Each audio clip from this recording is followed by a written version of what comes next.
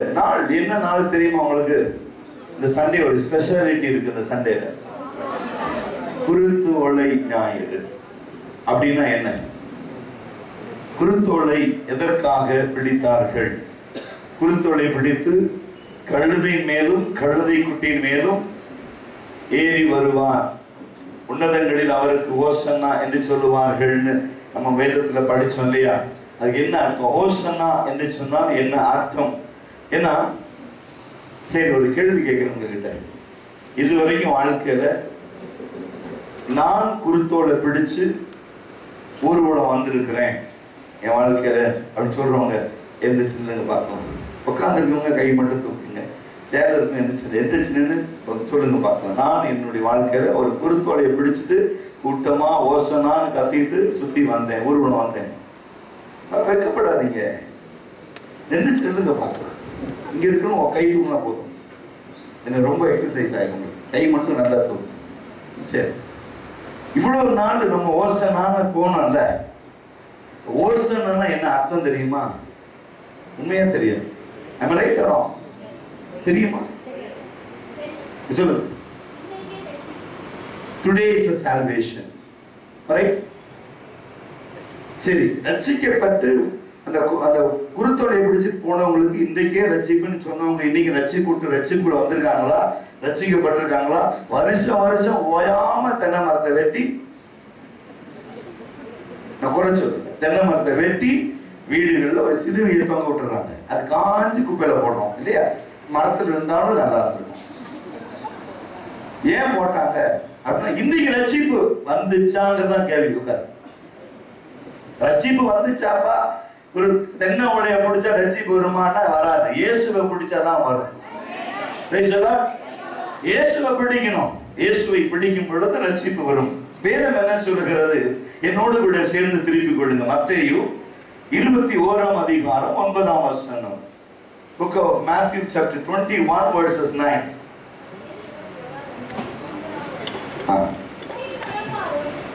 முன் நடப்பாரும் பின் நடப்பாரும்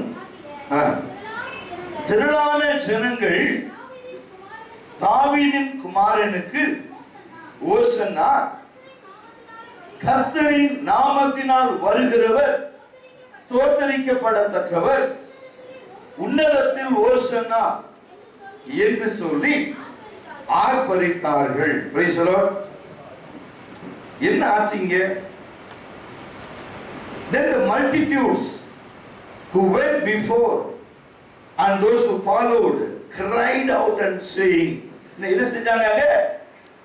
ஆங்கில வேதாகமத்தில் என்ன சொல்லுகிறது? cried out. அவர்கள் அழுது புலம்பினார்கள். திரளான ஜனங்கள் இயேசுவுக்கு பின் நடந்து அழுது கொண்டு புலம்பிக் கொண்டு, கிறிஸ்துவ எங்களுக்கு வேண்டும், இத்தனை காலம் இந்த இரட்சகரை அறியாமல் இருந்தோம், இது கடைசி காலமாயிருக்கிறது.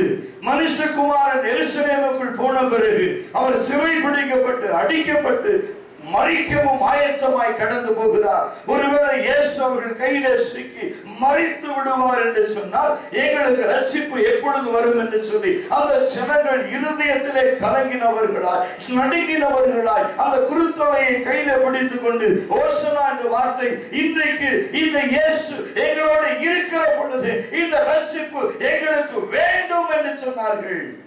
ஆனால் இந்த ரட்சிப்பு வேண்டும் என்று சொன்னவர்கள் இன்றைக்கும் ரட்சிக்கப்படாமல் ஒரு பாரம்பரியத்தில் விழுந்து கிடக்கிறது தான் ஒரு பரிதாபமான ஒரு காரியம். Very sad. Still they are in a traditional experience. Even though they need the salvation, but they never come forward to accept the salvation into their life. அவர்கள் வாழ்க்கையில அந்த ரட்சிப்பை பெற்றுக் கொள்வதற்கு எந்த முயற்சியும் எடுக்கவில்லை. வருஷத்துல ஒரே ஒரு நாள் குருத்தோலையை கையில பிடித்துக் கொண்டு ஒரு ஊர்வலமாய் போய் இன்றைக்கு அந்த ரட்சிப்பு வேண்டும் என்று சொன்னால் அந்த ரட்சிப்பை கொடுக்கவரை விட்டுவிட்டு ஏதோ ஒரு தென்னை ஓலையை கையில பிடித்து கொண்டு போவதல்ல ரட்சிப்பு. ஒருவன் என்னிலும் என் வார்த்தை அவனிலும் நிலைத்திருந்தால் அவன் வேண்டிக் கொள்வதை கர்த்தர் அவனுக்கு கொடுப்பார். இங்கே வேதத்தை எடுத்து பார்க்கும் பொழுது அதாவது சொன்னாங்க, சீக்கிரம் ரட்சிப்பா, இன்றைக்கே ரட்சிப்பாமா? எபிரேய பாஷையிலே ஓசனாங்கிற வார்த்தைக்கு சேவ் நவ் என்று அர்த்தம். save now. எங்களை காப்பாற்றுங்க. உம்மை விட்டா எங்களுக்கு வேற கதி இல்லை. உம்மை தவிர ஒருவரும் எங்களை ரட்சிப்புக்குள் நடத்த முடியாது.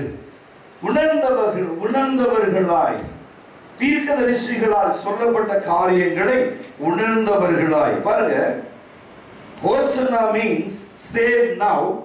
It was more than a cry of acclamation. அடுத்தது, essentially it was a plea from an oppressed people to their savior for deliverance.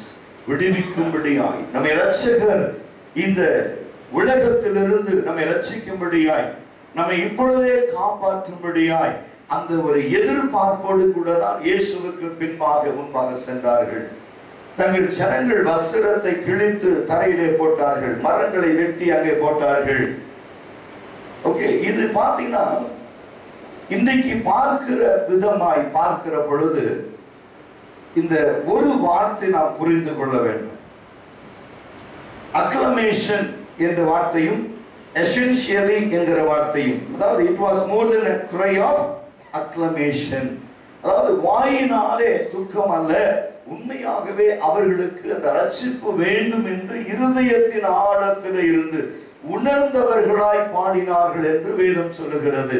ஆனால் இன்றைக்கு அப்படி உணர்ந்த ஜனங்களை உணர்வில்லாதவர்களாய் மாற்றுகிற ஒரு சமுதாயத்தில் நாம் வாழ்ந்து கொண்டிருக்கிறோம். சுய ஆதாயத்திற்காக வேதத்தை புரட்டுகிற கூட்டம், சுய ஆதாயத்திற்காக வேதத்தை மாற்றி சொல்லுகிற கருத்துடைய கூட்டம், ஒரு சுய ஆதாயத்திற்காக ஜனங்களை தவறான வழியிலே நடத்துகிற ஒரு கூட்டம், ஒரு சுய ஆதாயத்திற்காக தங்களை தாங்களே மேன்மைப்படுத்திக் கொள்ளுகிற காலம். இந்த காலத்திலே இயேசு கிறிஸ்துவுடைய ரட்சிப்பை குறித்து நீ அலட்சியமாய் இருப்பாயானால், ஒருவேளை நீ நம்பிக்கையற்றவனாய் இருப்பாயானால், இன்றைக்கு நாம் செய்ய வேண்டிய ஒரு காரியம் என்ன என்று பார்க்கிற பொழுது, நேற்றைய தின செய்தியை நான் உங்களோடு கூட இன்னைக்கு தொடர்பு கொள்ள விரும்புகிறேன். Yesterday's message. யோவேல் தீர்க்கதரிசி 2ஆம் அதிகாரம் 28-29 சொல்லுகிறார், மாம்சமான யாவர் மேலும் என் ஆவியை ஊற்றுவேன். If you ask God, உண்மையாகவே இன்றைக்கு எங்களுக்கு ரட்சிப்பு வேண்டும் என்று சொல்வீர்களானால், இப்பொழுதே மாம்சமான யாவர் மேலும் ஆவியை ஊற்ற அவர் ஆயத்தமாயிருக்கிறார். Praise the Lord. அப்ப இந்த நாளிலே பார்க்கிற பொழுது இந்த செய்தி நாம் எப்படியாக நமக்கென்று சீரணித்துக் கொள்ள முடியும்? We can digest this word, how it is possible என்று பார்க்கிற பொழுது திரும்ப சொல்றேன். Hosanna means save now. It was more than a cry of acclamation. ACCLAMETION, acclamation. And essentially, the essential என்ன அர்த்தம்? தேவை. நேற்று சொல்லி கொடுத்தேன். மார்த்தாள் மரியாள் வீட்டுக்கு இயேசு போன பொழுது என்ன தேவை என்று அறியாதவர்களாய் மார்த்தாளும், என்ன தேவை என்று அறிந்தவளாய் மரியாளும் இருந்தார்கள். இன்றைக்கு சபையை பார்த்து கிறிஸ்து கேட்கிற ஒரே ஒரு வார்த்தை, உனக்கு தேவையானது என்ன? What is essential? இன்னைக்கு உனக்கு என்ன தேவை? ஒரு சபைக்குள் வருகிறாய், உனக்கு என்ன தேவை அப்படிங்கும்போது, இந்த நாளிலே தேவனாகிய கர்த்தர் பாரம்பரியமாய் ஒரு காரியத்தை இந்த ஜனங்கள் செய்து வருத்தாலும் அதற்குள்ளே ஆவியானவர் ஒரு கிரியை நடப்பித்துக் கொண்டிருக்கிறார். இன்னைக்கு ஒருவேளை குருத்தோலை பிடித்தவர்கள் ஓசனா என்று சொன்னால் என்ன என்று தெரியாமலே கிறிஸ்துவை புகழ்ந்து கொண்டிருப்பார்கள் என்று சொன்னால், அந்த ஓசனா என்கிற அர்த்தத்தை நீங்கள் போய் சொல்லுகிற பொழுது, இன்றைக்கு சேவ் நவ் என்று சொல்லுகிற பொழுது, அப்படி ஒரு இருதயம் சகையு கூட வாஞ்சிக்குமானால், சகையு மரத்தின் மேல் ஏறி பார்த்தான், ஆனா மரத்தையே கையில பிடிச்சிட்டு போகிற ஒண்ணு திரும்பி பார்க்க மாட்டான். சொல்லுங்க. அப்ப இந்த இயேசுடைய வாஞ்சை என்ன தெரியுமா? நீ குருத்தோலை பிடித்து நடக்கிற பொழுது, ஓசன்னா என்று சொல்லுகிற பொழுது அர்த்தம் புரியுதோ இல்லையோ, ஆண்டவரே ரட்சிப்பை கொடுங்கன்னு உன்னை அறியாமையே கதறுகிற ஒரு கதறலை கர்த்தர் இன்றைக்கு முன் வைத்திருக்கிறார். அது சொல்றாரு, எனக்காக அழுகாத, உங்களுக்காகவும் உங்கள் பிள்ளைகளுக்காகவும் அழுங்கள். எனது யூத் சண்டே பாருங்க, அதே செய்தியை கொண்டு வரும். ஜனங்கள் அழுதார்கள் என்று இருக்கிறது. என்ன எங்க போட்டிருக்கீங்க? Then the multitude who went before and those who followed cried out. அழுது புலம்பினார்கள். கிறிஸ்துவ சிலுவை எடுத்துக்கொண்டு நடக்கிற பொழுது அநேக ஸ்திரீகள் கிறிஸ்துவை பார்த்து புலம்புகிறார்கள், அழுகிறார்கள். ஆனால் இயேசு அவர்களை பார்த்து சொல்றாரு, எனக்காக நீ அழுக வேண்டாம். Don't cry for me. எனக்காக நீ அழுகாதே, உனக்காக நீ அழு, உன் ரட்சிப்பிற்காய். ஏன்னா இன்றைக்கு கிறிஸ்து அந்த நோக்கம் நிறைவேற போகிறது. கிறிஸ்து இந்த உலகத்திலே கடந்து வந்த நோக்கம் நிறைவேற போகிறது. இப்படி நிறைவேற காலம் சமீபமாக இருக்கிறபடினாலே இன்றைக்கு வாழ்ந்து கொண்டிருக்கிற ஜனங்கள் இருதயத்தில் இன்றைக்கு எங்களுக்கு ரட்சிப்பு வேண்டும் என்று சொல்லாதபடிக்கு உலகத்தை நோக்கி ஓடிக்கொண்டிருப்பார்களானால், உலகத்தினுடைய ஆசவாசங்களுக்குள்ள தங்களை இணைத்துக் கொள்வார்களானால், வாலிபர்கள் தங்கள் வழியில செல்வார்களானால் இந்த ரட்சிப்பை குறித்து பேசி என்ன லாபம் இருக்க முடியும்? ஆனால் இன்றைக்கு கிறிஸ்துவுக்குள்ளே நாம் வாழ்ந்து கொண்டிருக்கிறோம், கிறிஸ்துவோடு நடந்து கொண்டிருக்கிறோம், அந்த உபதேசங்களை கையில பிடித்துக் கொண்டிருக்கிறோம். இன்றைக்கு கிறிஸ்துவுக்குள்ளே நீ எதிர்பார்க்கிற ஒரு காரியம், ஆவியானவரே இன்றைக்கு என் வாழ்க்கையில எனக்கு இந்த ரட்சிப்பு வேண்டும் என்று நீ இருதயத்திலிருந்து சொல்லுவாயானால், அந்த ரட்சிப்பை உனக்கு கொடுத்து உன்னை ரட்சித்து தம்முடைய வருகையில உன்னை எடுத்துக்கொள்ள ஆயத்தமாக இருக்கிறார். ஆனால் வேதம் சொல்லுகிறது, அழுகையோடும் புலம்பலோடும் என்னிடத்திலே வாருங்கள் என்று வேதம் சொல்லுகிறது. இனி வாலிப பிள்ளைகள் தங்களுடைய வாழ்க்கையில பலவிதமான சூழ்நிலைகளில் வாழ்ந்து கொண்டிருக்கிற நேரத்தில் இந்த நாள் கர்த்தர் நமக்கு ஒரு சந்தர்ப்பை கொடுத்திருக்கிறார். நம்முடைய முற்பிதாக்கள் குருத்தோலையை பிடித்து தெருவில வீதிகளிலே உற்சாகமாய் நடந்து கொண்டு போகிற பொழுது அவர்கள் வாயிலிருந்து வந்த வார்த்தைகள், ஆண்டவரே எங்களை ரட்சியம், இப்பொழுது இன்றைக்கு இந்த ரட்சிப்பு எங்களுக்கு வேண்டும் என்று சொல்லுகிற பொழுது இந்த பெங்களூர் பட்டணத்தில் மாத்திரமல்ல, உலகத்தின் எல்லா மூலைகளிலும் ஜனங்கள் தங்கள் குருத்தோலைகளை பிடித்துக் கொண்டு இன்றைக்கு ரட்சிப்பு வேண்டும் என்று கேட்டுக்கொண்டு உண்மையான இருதயத்தோடு கடந்து போயிருப்பார்களானால் என் இயேசு ரட்சிப்பை கொடுக்க போதுமானவராயிருக்கிறார். ஹல்லேலூயா. அந்த ரட்சிப்பு உனக்கு வேண்டுமானால் நீ செய்ய வேண்டிய ஒரு காரியம், நீங்கள் உங்களை சுத்திகரித்துக் கொள்ளுங்கள். நேற்றைய செய்தி, you have to cleanse yourself and you have to prepare to receive the Holy Spirit, and whatever the gifts given by the Lord, you have to use it for His mighty power. ஹல்லேலூயா. கிறிஸ்துவினுடைய நோக்கம் நிறைவேறும்படியாய், கிறிஸ்துவினுடைய இரக்கம் உனக்கு மேல் கடந்து வரும்படியாய், என் வாலிபனே இன்றைக்கு நீ மனம் திரும்பும்படியான ஒரு அழைப்பை தேவன் கொடுக்கிறார். என் வாலிப நாட்களிலே நான் என் இஷ்டப்படி ஓடினேன், கண்களின் இச்சைகளிலும் என்னுடைய இருதயத்தின் எண்ணங்களிலும் ஓடினேன். ஆனால் இவைகள் எல்லாவற்றிலும் தேவன் என்னை நியாய தீர்ப்பிலே கொண்டு வந்து நிறுத்துவார். அந்த நியாய தீர்ப்பிலே நான் ஒரு நாளும் குற்றவாளியாய் காணாதபடிக்கு இன்றைக்கு அந்த ரட்சிப்பை பெற்றுக்கொண்டு கிறிஸ்துவுக்காய் நான் வாழ்வேன் என்று சொல்லுகிற இருதயம் உனக்குள் ஏற்படுமானால், இந்த நாளிலே கிறிஸ்து உனக்காய் வைத்திருக்கிற ரட்சிப்பை நீ ஒருபோதும் இழந்து போக முடியாது. கிறிஸ்து உனக்காய் ஏற்படுத்தி வைத்திருக்கிற ஆசீர்வாதங்களை இழந்து போக முடியாது. Praise the Lord. இன்னும் ஆழமான காரியத்தை நான் உங்களுக்கு கற்றுக் கொடுக்க விரும்புகிறேன். ஏதோ வாயினால் அல்ல, இருதயத்தின் ஆழத்திலிருந்து சொல்ல வேண்டும், ஆண்டவரே இந்த ரட்சிப்பு எங்களுக்கு வேண்டும். உலகத்தின்படி நாங்கள் வாழ்ந்து கொண்டிருக்கிறோம், மனுஷனை பிரியப்படுத்தும்படியாய் வாழ்ந்து கொண்டிருக்கிறோம். எண்ணங்களிலும் எங்கள் யோசனைகளிலும் நீர் இல்லையப்பா. நாங்கள் எதை செய்ய நீர் அறிந்திருக்கிறீரோ, நாங்கள் எண்ணத்தை விதைக்க அறிந்திருக்கிறீரோ அவைகளை செய்ய எங்களுக்கு ஆசீர்வாதங்கள் மாத்திரம் என் கண்களில் படுகிறது, நன்மைகள் மாத்திரம் படுகிறது. ஆனால் கிறிஸ்துவுக்காய் பாட அனுபவிக்க எங்கள் இருதயம் ஒரு நாளும் விரும்பவில்லை. அந்த நாட்களில் இயேசுவுக்கு பின்னால போன ஜனங்க அநேக அற்புதத்திற்காக ஓடினார்கள், நன்மையை தேடி ஓடினார்கள், விடுதலைக்காய் ஓடினார்கள், ஜெயம் பெறும்படியாய் ஓடினார்கள், பிசாசின் பிடியிலிருந்து வெளியே வரும்படியாய் ஓடினார்கள். ஆனால் இவைகள் எல்லாவற்றிலும் தேவனுடைய சித்தம், தேவனுடைய நோக்கம், பரிபூர்ண திட்டம் நிறைவேறும்படியாய் அந்த நாளிலே கிறிஸ்துவினுடைய உபதேசம் அவர்களை மாற்றி இன்றைக்கு எங்களுக்கு ரட்சிப்பு வேண்டும் என்று சொல்லுகிற வருகிற அற்புதங்கள் எங்களுக்கு இல்லாவிட்டால் பரவாயில்லை, நன்மை வராவிட்டால் பரவாயில்லை, ஒருவேளை நாங்கள் சுகமாகவில்லை என்றால் பரவாயில்லை, பிசாசுகள் எடுக்கப்படவில்லை என்றால் பரவாயில்லை, இன்றைக்கு ரட்சிப்பு வேண்டும் என்று அந்த ஜனங்கள் இயேசுவுக்கு முன்பாகவும் பின்பாகவும் குருத்தோலையை பிடித்துக் கொண்டு ஓடினார்கள். ஆனால் இன்றைக்கு நாம் செய்கிற ஒரு காரியம் அல்ல, குருத்தோலைய கையில் அல்ல, இருதயத்திலே ரட்சிப்பு வேண்டும் என்று வந்து அமர்ந்து கொண்டிருக்கிறோம்.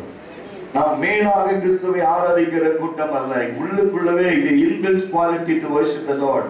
கிறிஸ்துவை ஆராதிக்கும்படியாய் we already performed by the Holy Spirit. பரிசுத்த ஆவியினால் ஆயத்தமாக்கப்பட்டவர்கள், கிறிஸ்துவினால் தீர்மானிக்கப்பட்டவர்கள், பிதாவினால் நடத்தப்படுகிறவர்கள், வார்த்தையினால் உருவாக்கப்பட்டவர்கள். நம்முடைய இருதயத்தில் இந்த வார்த்தைகள் எல்லாம் தெளிவும் திட்டமுமாய் எழுதப்பட்டிருக்கிறபடினாலே நான் வெளியாக குருத்தோடை பிடித்துக் கொண்டு அந்த ஒரு முறை நான் என் ஆலயத்தையோ அல்ல தெருவையோ சுத்தி வந்த பிறகு திரும்பவும் உலகத்தின் ஆசவாசங்களுக்கு, குடி பழக்கங்களுக்கு, மற்ற காரியங்களுக்குள்ள நான் இணைந்து விடுவேன். ஆனால் நீ கேட்ட ரட்சிப்பை கிறிஸ்து கொடுக்க முடியாது.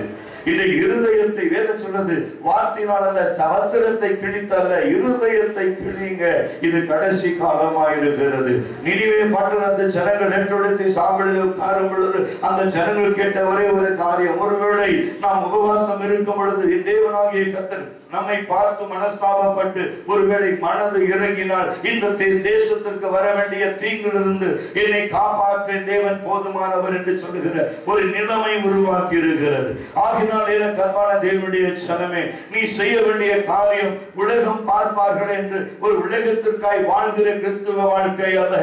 நீ பிரியப்பட்டு, நீ விரும்பி, கிறிஸ்துவை அழைத்த அழைப்பிலும் அவருடைய தெரிந்து கொள்ளுதலையும் அவருடைய உருவாக்கின விதத்திலும் அவருடைய ஏற்கனவே தெரிந்து கொண்டு உன்னை பயன்படுத்தி வருகிறதுனாலே நீ செய்ய வேண்டிய ஒரே ஒரு காரியம், இன்றைக்கு கிறிஸ்து எனக்குள் கடந்து வந்து ரட்சிப்பை அளித்ததினாலே நான் மாத்திரமல்ல என்னை சார்ந்தவர்களும் இந்த ரட்சிப்பை இன்றைக்கு பெற்றுக் கொள்ள முடியாது. எனக்குள் ஒரு புதிய ஆவியை, ஒரு புதிய ஜீவனை, ஒரு புதிய வசனத்தை, ஒரு புதிய உள்ளத்தை, புதிய இருதயத்தை தேவன் கட்டளை என்று மெடுக்கினார். உள்ளத்தின் ஆழத்திலிருந்து தேவனாகிய கர்த்தரை நோக்கினான், கெஞ்சுகிறேன், கதறுகிறேன் என்று சொல்.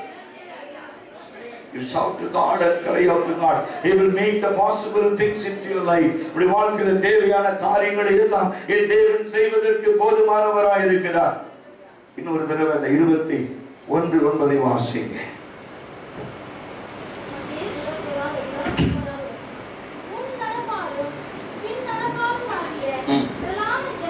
திரளான ஜனங்கள்.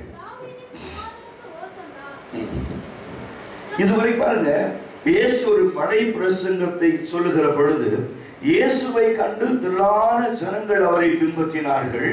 அப்படி பின்பற்றி போகிற ஜனங்கள் இவங்களுக்கு இவ்வளவு எங்க கொண்டு சொல்லி ஒரு இயேசு ஒரு மலையில் அமர்ந்து கொண்டார். ஜனங்கள் எல்லாம் கீழே உட்கார்ந்துக்கிட்டாங்க. இரவும் பார்க்கலாம் 3 நாள் பிரசங்கம். அன்னைக்கு யாரும் குறித்தோடைய குறித்து, ரட்சிப்பை குறித்து யாரும் பேசலையே, ரட்சிப்பை குறித்து யாரும் கேட்கலையே. அப்போ அந்த ஜனங்கள் இயேசு கிறிஸ்துவை பின்பற்றினார்கள். திரளான ஜனங்கள் பின்பற்றினாங்க. ஆனா எதற்காக பின்பற்றினார்கள் என்பதுதான் ஒரு கேள்வி. அநேகர் இயேசுவை பின்பற்றினாங்க. ஒரு கூட்டம் திரளான, அதுக்காக அந்த நாள் இருக்கிற, அந்த நாட்கள் இருக்கிற ஜனங்கள் எல்லாம் பயந்தாங்க. யூத ஜனங்கள் எல்லாம் பயந்தாங்க.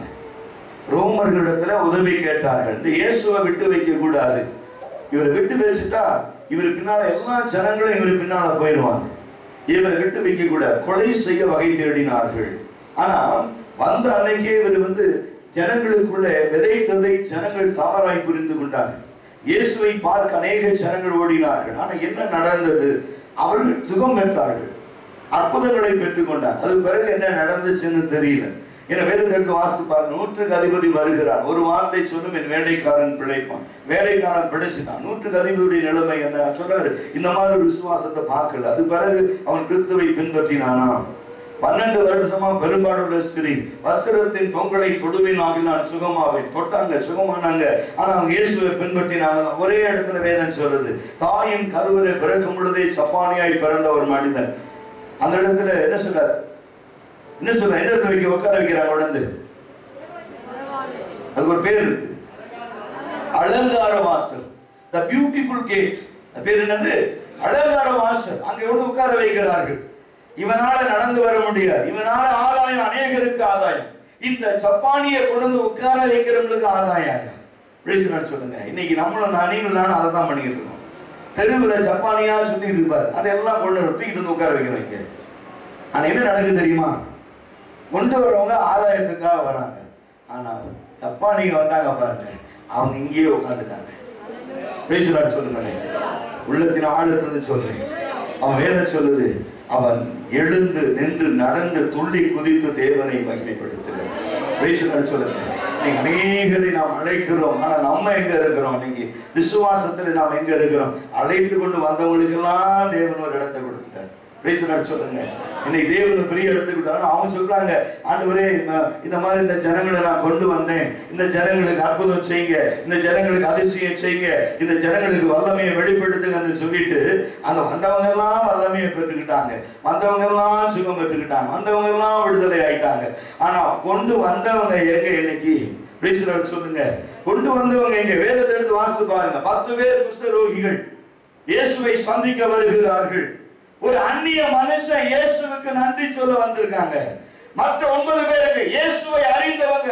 வேதம் சொல்லுகிறது, இயேசுவை அறிந்த அந்த 9 பாரம்பரியம் உள்ளவர்கள் அந்த ஆசாரியனுக்கு காண்பிக்க ஓடினார்கள். ஆனா ஒரு மனுஷன் தான் சுகமானதை அறிந்து இயேசுவை காண வருகிறான். அவர் கேட்கிறாரு, சுகமானவங்க 10 பேர் அல்லவா, மற்ற 9 பேருங்க? தேவனை மகிமைப்படுத்த அந்நியனா? நான் ஒரு அந்நியன் தான், நீங்க ஒரு அந்நியன் தான். இன்னைக்கு 9 பேர் எங்க? மீதியான 9 பேர் எங்க இருக்காங்க? இன்னைக்கு தேடி பாருங்க. அவங்க ஆசாரியத்துல உட்கார்ந்து கொண்டு இருக்காங்க, பாரம்பரியத்துக்கு ஓடிட்டு இருக்காங்க. ஆனா வேதம் சொல்றது, பாரம்பரியம் உங்களை விடுவிக்க முடியாது. சொல்ற, நானே வழி, நானே சத்தியம், நானே ஜீவன். பாரம்பரியத்தினால எந்த ஒரு காரியத்தையும் செய்ய முடியாது. ஒரு மனுஷர் கேட்டாரு, பிரதர் கிறிஸ்துமஸ்க்கு ட்ரெஸ் போடுறேன்னா இயேசு தண்டிப்பாரான்னாரு. கிறிஸ்துமஸ்க்கு நான் இந்த வருஷம் ட்ரெஸ் வாங்கல, ஏசாமி கோச்சுக்கு வரா அப்படின்னு கேட்டாரு. அவரு சொன்ன வஸ்திரம் நீதியின் வஸ்திரம். கிறிஸ்து பிறந்து இத்தனை காலம் வாழ்க்கையில இந்த ரட்சிப்பின் வஸ்திரம், நீதியின் வஸ்திரம், மகிமின் வஸ்திரம் நீ வாங்கலைன்னா தான் பிரச்சனை. நீ அணிவது உன்னுடைய நிர்வாணத்தை மறைக்கிற வஸ்திரம். எந்த விதத்திலும் பிரயோஜனம் இல்லை. ஏன்னா ஆதாம் ஏவாளை உண்டாக்கும் நிர்வாணியா இருந்தும் நிர்வாணி என்று அறியவில்லை. அவர் தேவனை தரித்திருந்தார்கள். இன்னைக்கு அநேக கிறிஸ்துவ வாழ்க்கையில கிறிஸ்து இல்லை, வாழ்க்கை இல்லை. கிறிஸ்து இல்லை என்றால் வாழ்க்கை இல்லை. இனி கிறிஸ்துவோடு இணைந்திருக்கிற உனக்குள்ள என்ன நம்பிக்கை இருக்கிறது? இத்தனை காலம் வேத வாசிப்பு, என்னுடைய ரட்சிப்பு, என்னுடைய பலன், கிறிஸ்துவை தேடின நாட்கள், கிறிஸ்துவோடு நடந்தவை, என்னுடைய வேதத்தை நான் தியானித்த விதம் எல்லாமே கிறிஸ்துவுக்குள் அழைத்து வந்திருக்கிறது. நான் கிறிஸ்துவுக்கு சாட்சியாக இருக்கிறேன். எனக்குள் தேவ அன்பு பெருகிக் கொண்டிருக்கிறது என்று இருதயத்தில் சொல்லுவாயானால் இந்த நாட்களில் கர்த்தர் உன்னை ஒருபோதும் விட மாட்டார். நீ குருத்தோடைய பிடிச்சிட்டு தெருவில் போக வேண்டாம். சும்மா நடந்தாவே ஜனங்க உங்களால் வருவாங்க. நீ ஒண்ணும் வேண்டாம். சில ஆண்டுகள் முன்பு, சில ஆண்டுகள், அதாவது சிலன்னு சொல்லக்கூடாது, பல ஆண்டுகள் முன்பு நானும் ஒரு நாள் குருத்தோடைய பிடிச்சிட்டு என்னுடைய டிஎல்சி ஐயருப்பினால சுத்தனேன். தெருவில் போனேன். ஒருத்தர் கூப்பிட்டு கேட்டாரு, எதற்காக இந்த தென்னை ஓலையை பிடிச்சிட்டு போறீங்க? நான் சொன்னேன், எங்க ஐயரை கேளுங்க. அவரு பாடிட்டு போறாரு, பாடுறவரை டிஸ்டர்ப் பண்ணக்கூடாதுன்னு சொல்லி அவர் ஐயர் பக்கத்துல ஒரு இன்னொரு சிறுவையை பிடிச்சிட்டு போனார். அவர்கிட்ட கேட்டார், எதற்காக இந்த கூட்டம், இதை விளங்கி கொள்ள வேண்டும்.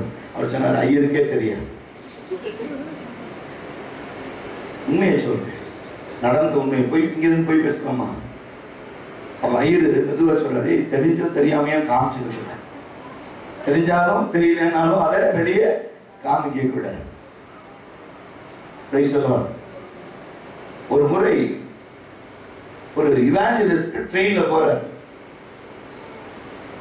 ஒவ்வொரு ஸ்டேஷனா அந்த ட்ரெயின் நிக்குது. இவர் சென்னையில் ஓரத்தில் உட்கார்ந்துக்கிட்டு ஒவ்வொரு ஸ்டேஷனும் அப்படியே பார்த்துக்கிட்டு இருக்கிறார். ஒரு மனிதன் தன் கையில் ஒரு நீட்டமான சுத்தியும் ஒரு சின்ன கம்பியை வச்சுக்கிட்டு ஒவ்வொரு வீலா தட்டுறாரு. ஒவ்வொரு ஸ்டேஷனும் இது நடக்குது. இவாஞ்சலிஸ்டுக்கு தெரியல. அவரை கூப்பிட்டு கேட்டாரு, ஐயா, ஒவ்வொரு ஸ்டேஷனையும் பார்க்கிறேன், நீட்டமான ஒரு சுத்தியை வச்சுக்கிட்டு ஒவ்வொரு வீலா தட்டிட்டு வரீங்களே, இது என்ன பாக்குறீங்க, எதை பரிசோதிக்கிறீங்க அப்படின்னு கேட்டார். அவன் சொன்னா, கொஞ்ச நாளுக்கு முன்னாடி எங்க அப்பா இறந்துட்டாரு, அவர் ரயில்வேல இருந்தார், அவர் இறந்து போயிட்டார். இறந்தோடனே அந்த வேலையை என்ன கொடுத்துட்டாங்க. போய் கேட்டேன், என்ன வேலைன்னா, உங்க அப்பா தட்டிக்கிட்டு இருந்தார், நீயும் போய் தட்டுனார். எந்த ஸ்டேஷன்ல ட்ரெயின் நின்னாலும் நான் வீல தட்டுவேன். ஆனா எதுக்கு தட்டுன்னு எனக்கும் தெரியாது, எனக்கு சொன்னவனுக்கும் தெரியாது. ஆனா தட்டிக்கிட்டு இருக்கேன், விளங்குன்னு நினைக்கிறேன். பாத்துருக்கீங்களா? ஒவ்வொரு ஸ்டேஷன்ல ட்ரெயின் நின்னோட வந்து தட்டுவான் சுத்தியில வச்சு. எதுக்கு தெரியுமா?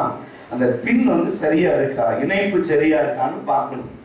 அவன் ஏதோ இடத்துல தட்டிக்கிட்டு போயிட்டு இருக்கான், சம்பளத்தை வாங்கிட்டு. அதுவும் குருத்தோட மாட்டான். வருஷம் குருத்தோடைய பிடிச்சிட்டு போறோம், என்னன்னு தெரியாது. கேளு அவங்கள்ட்ட, எதுக்குங்க குருத்தோட? எங்க அப்பா தூக்குனேன். அவர்கிட்ட போய் ஏங்க தூக்குறீங்க? எங்க தாத்தா தூக்குனார். நீங்க அதுக்கு முன்னால 30 தூக்குனாங்க, நானும் தூக்கி இருக்கிறேன். உம்மை உயர்த்தி உயர்த்தி உள்ளம் மகிழுதையா, உம்மை நோக்கி பார்த்து இதயம் துள்ளுதையா, உம்மை உயர்த்தி உயர்த்தி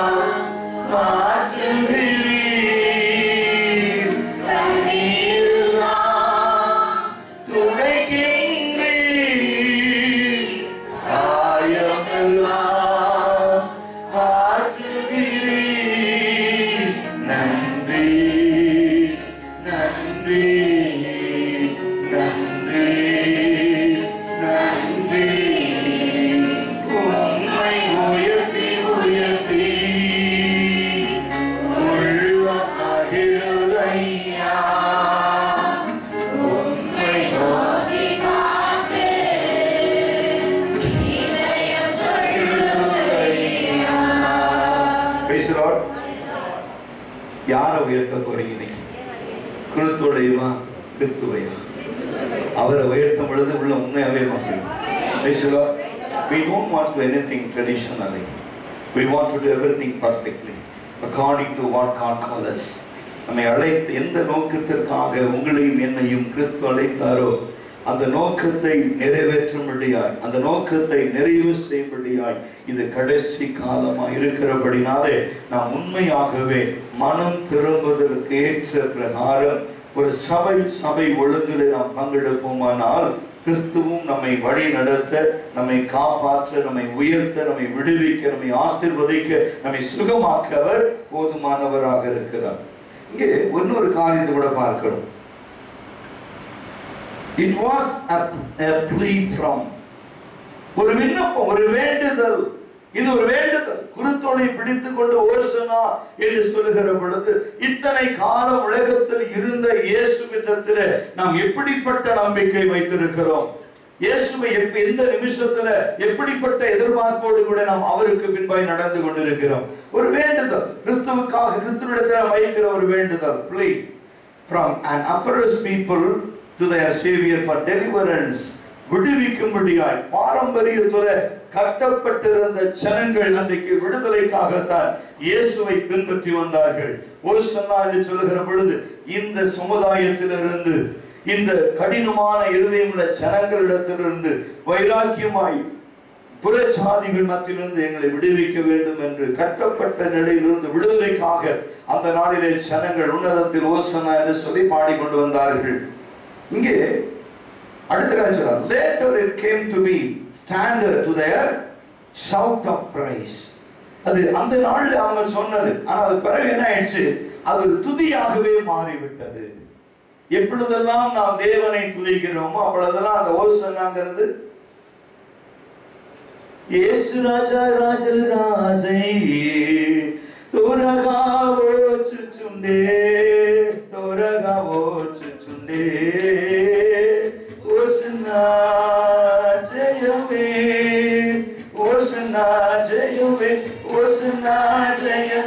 உனக்கே, ஓசன்னா ஜெயம் உனக்கே, யோர்தான் எதிரைனா. பாட மாட்டீங்களா? பாட மாட்டீங்களா? தமிழ்லயே பாடுவோம். தமிழ்ல பாடுவோமா? எந்திரிச்சு நின்று பாட போறோம். Price the Lord. இந்த நேரத்தில் தேவனுடைய வல்லமை கடந்து வரட்டும். சபை முடிஞ்சிச்சு நினைச்சுக்காது, இது ஒரு எக்ஸசைஸ்.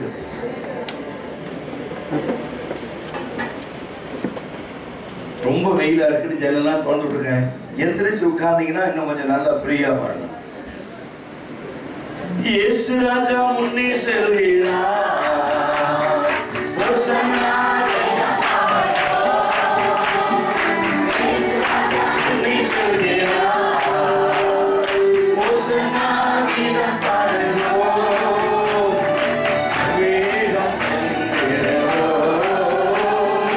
ஓசன்னா ஜெயமே, ஓசன்னா ஜெயமே, ஓசன்னா ஜெயம் நமக்கே, ஓசன்னா ஜெயம் நமக்கே, அல்லேலூயா துதி மகிமை, என்றும் அல்லேலூயா துதி மகிமை, அல்லேலூயா துதி மகிமை, என்றும் அல்லேலூயா துதி மகிமை.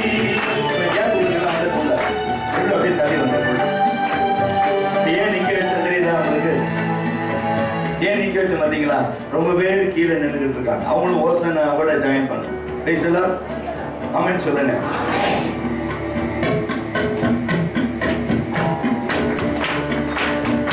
துன்பங்கள் சூழ்ந்து வந்தாலும், தொல்லை கஷ்டங்கள் தேடி வந்தாலும், துன்பங்கள் சூழ்ந்து வந்தாலும், தொல்லை கஷ்டங்கள் தேடி வந்தாலும்,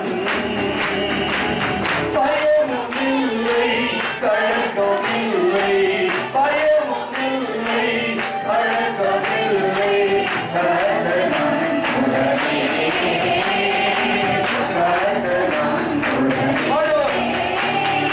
ஓசன்னா ஜெயமே, ஓசன்னா ஜெயமே, ஓசன்னா ஜெயம் நமக்கே, ஓசன்னா ஜெயம் நமக்கே, ஓசன்னா ஜெயம் நமக்கே, ஓசன்னா ஜெயம் நமக்கே.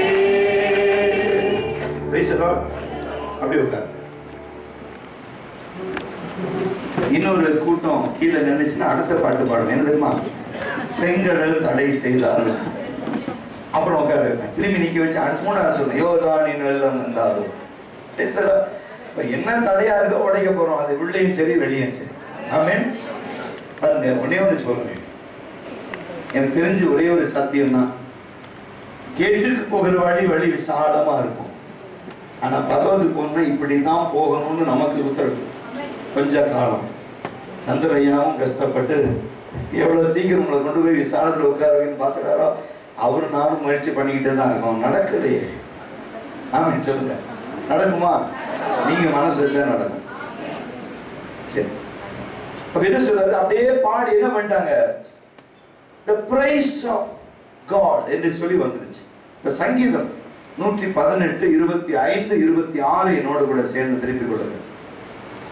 சங்கீதம் 118, 118, 118, 25, 26 நீங்க என்னோடு கூட சேர்ந்து திருப்பிக் கொள்ளுங்க. பசங்க, கர்த்தாவே ரட்சியும், கர்த்தாவே காரியத்தை வாய்க்க செய்யும், கர்த்தருடைய நாமத்தினாலே வருகிறவர் ஸ்தோத்திரிக்கப்படத்தக்கவர், உங்களை ஆசீர்வதிக்கிறோம். Praise the Lord. இங்கே பார்க்கும் பொழுது the shout of save now. Hebrew word தான் அது ஹோசன்னா.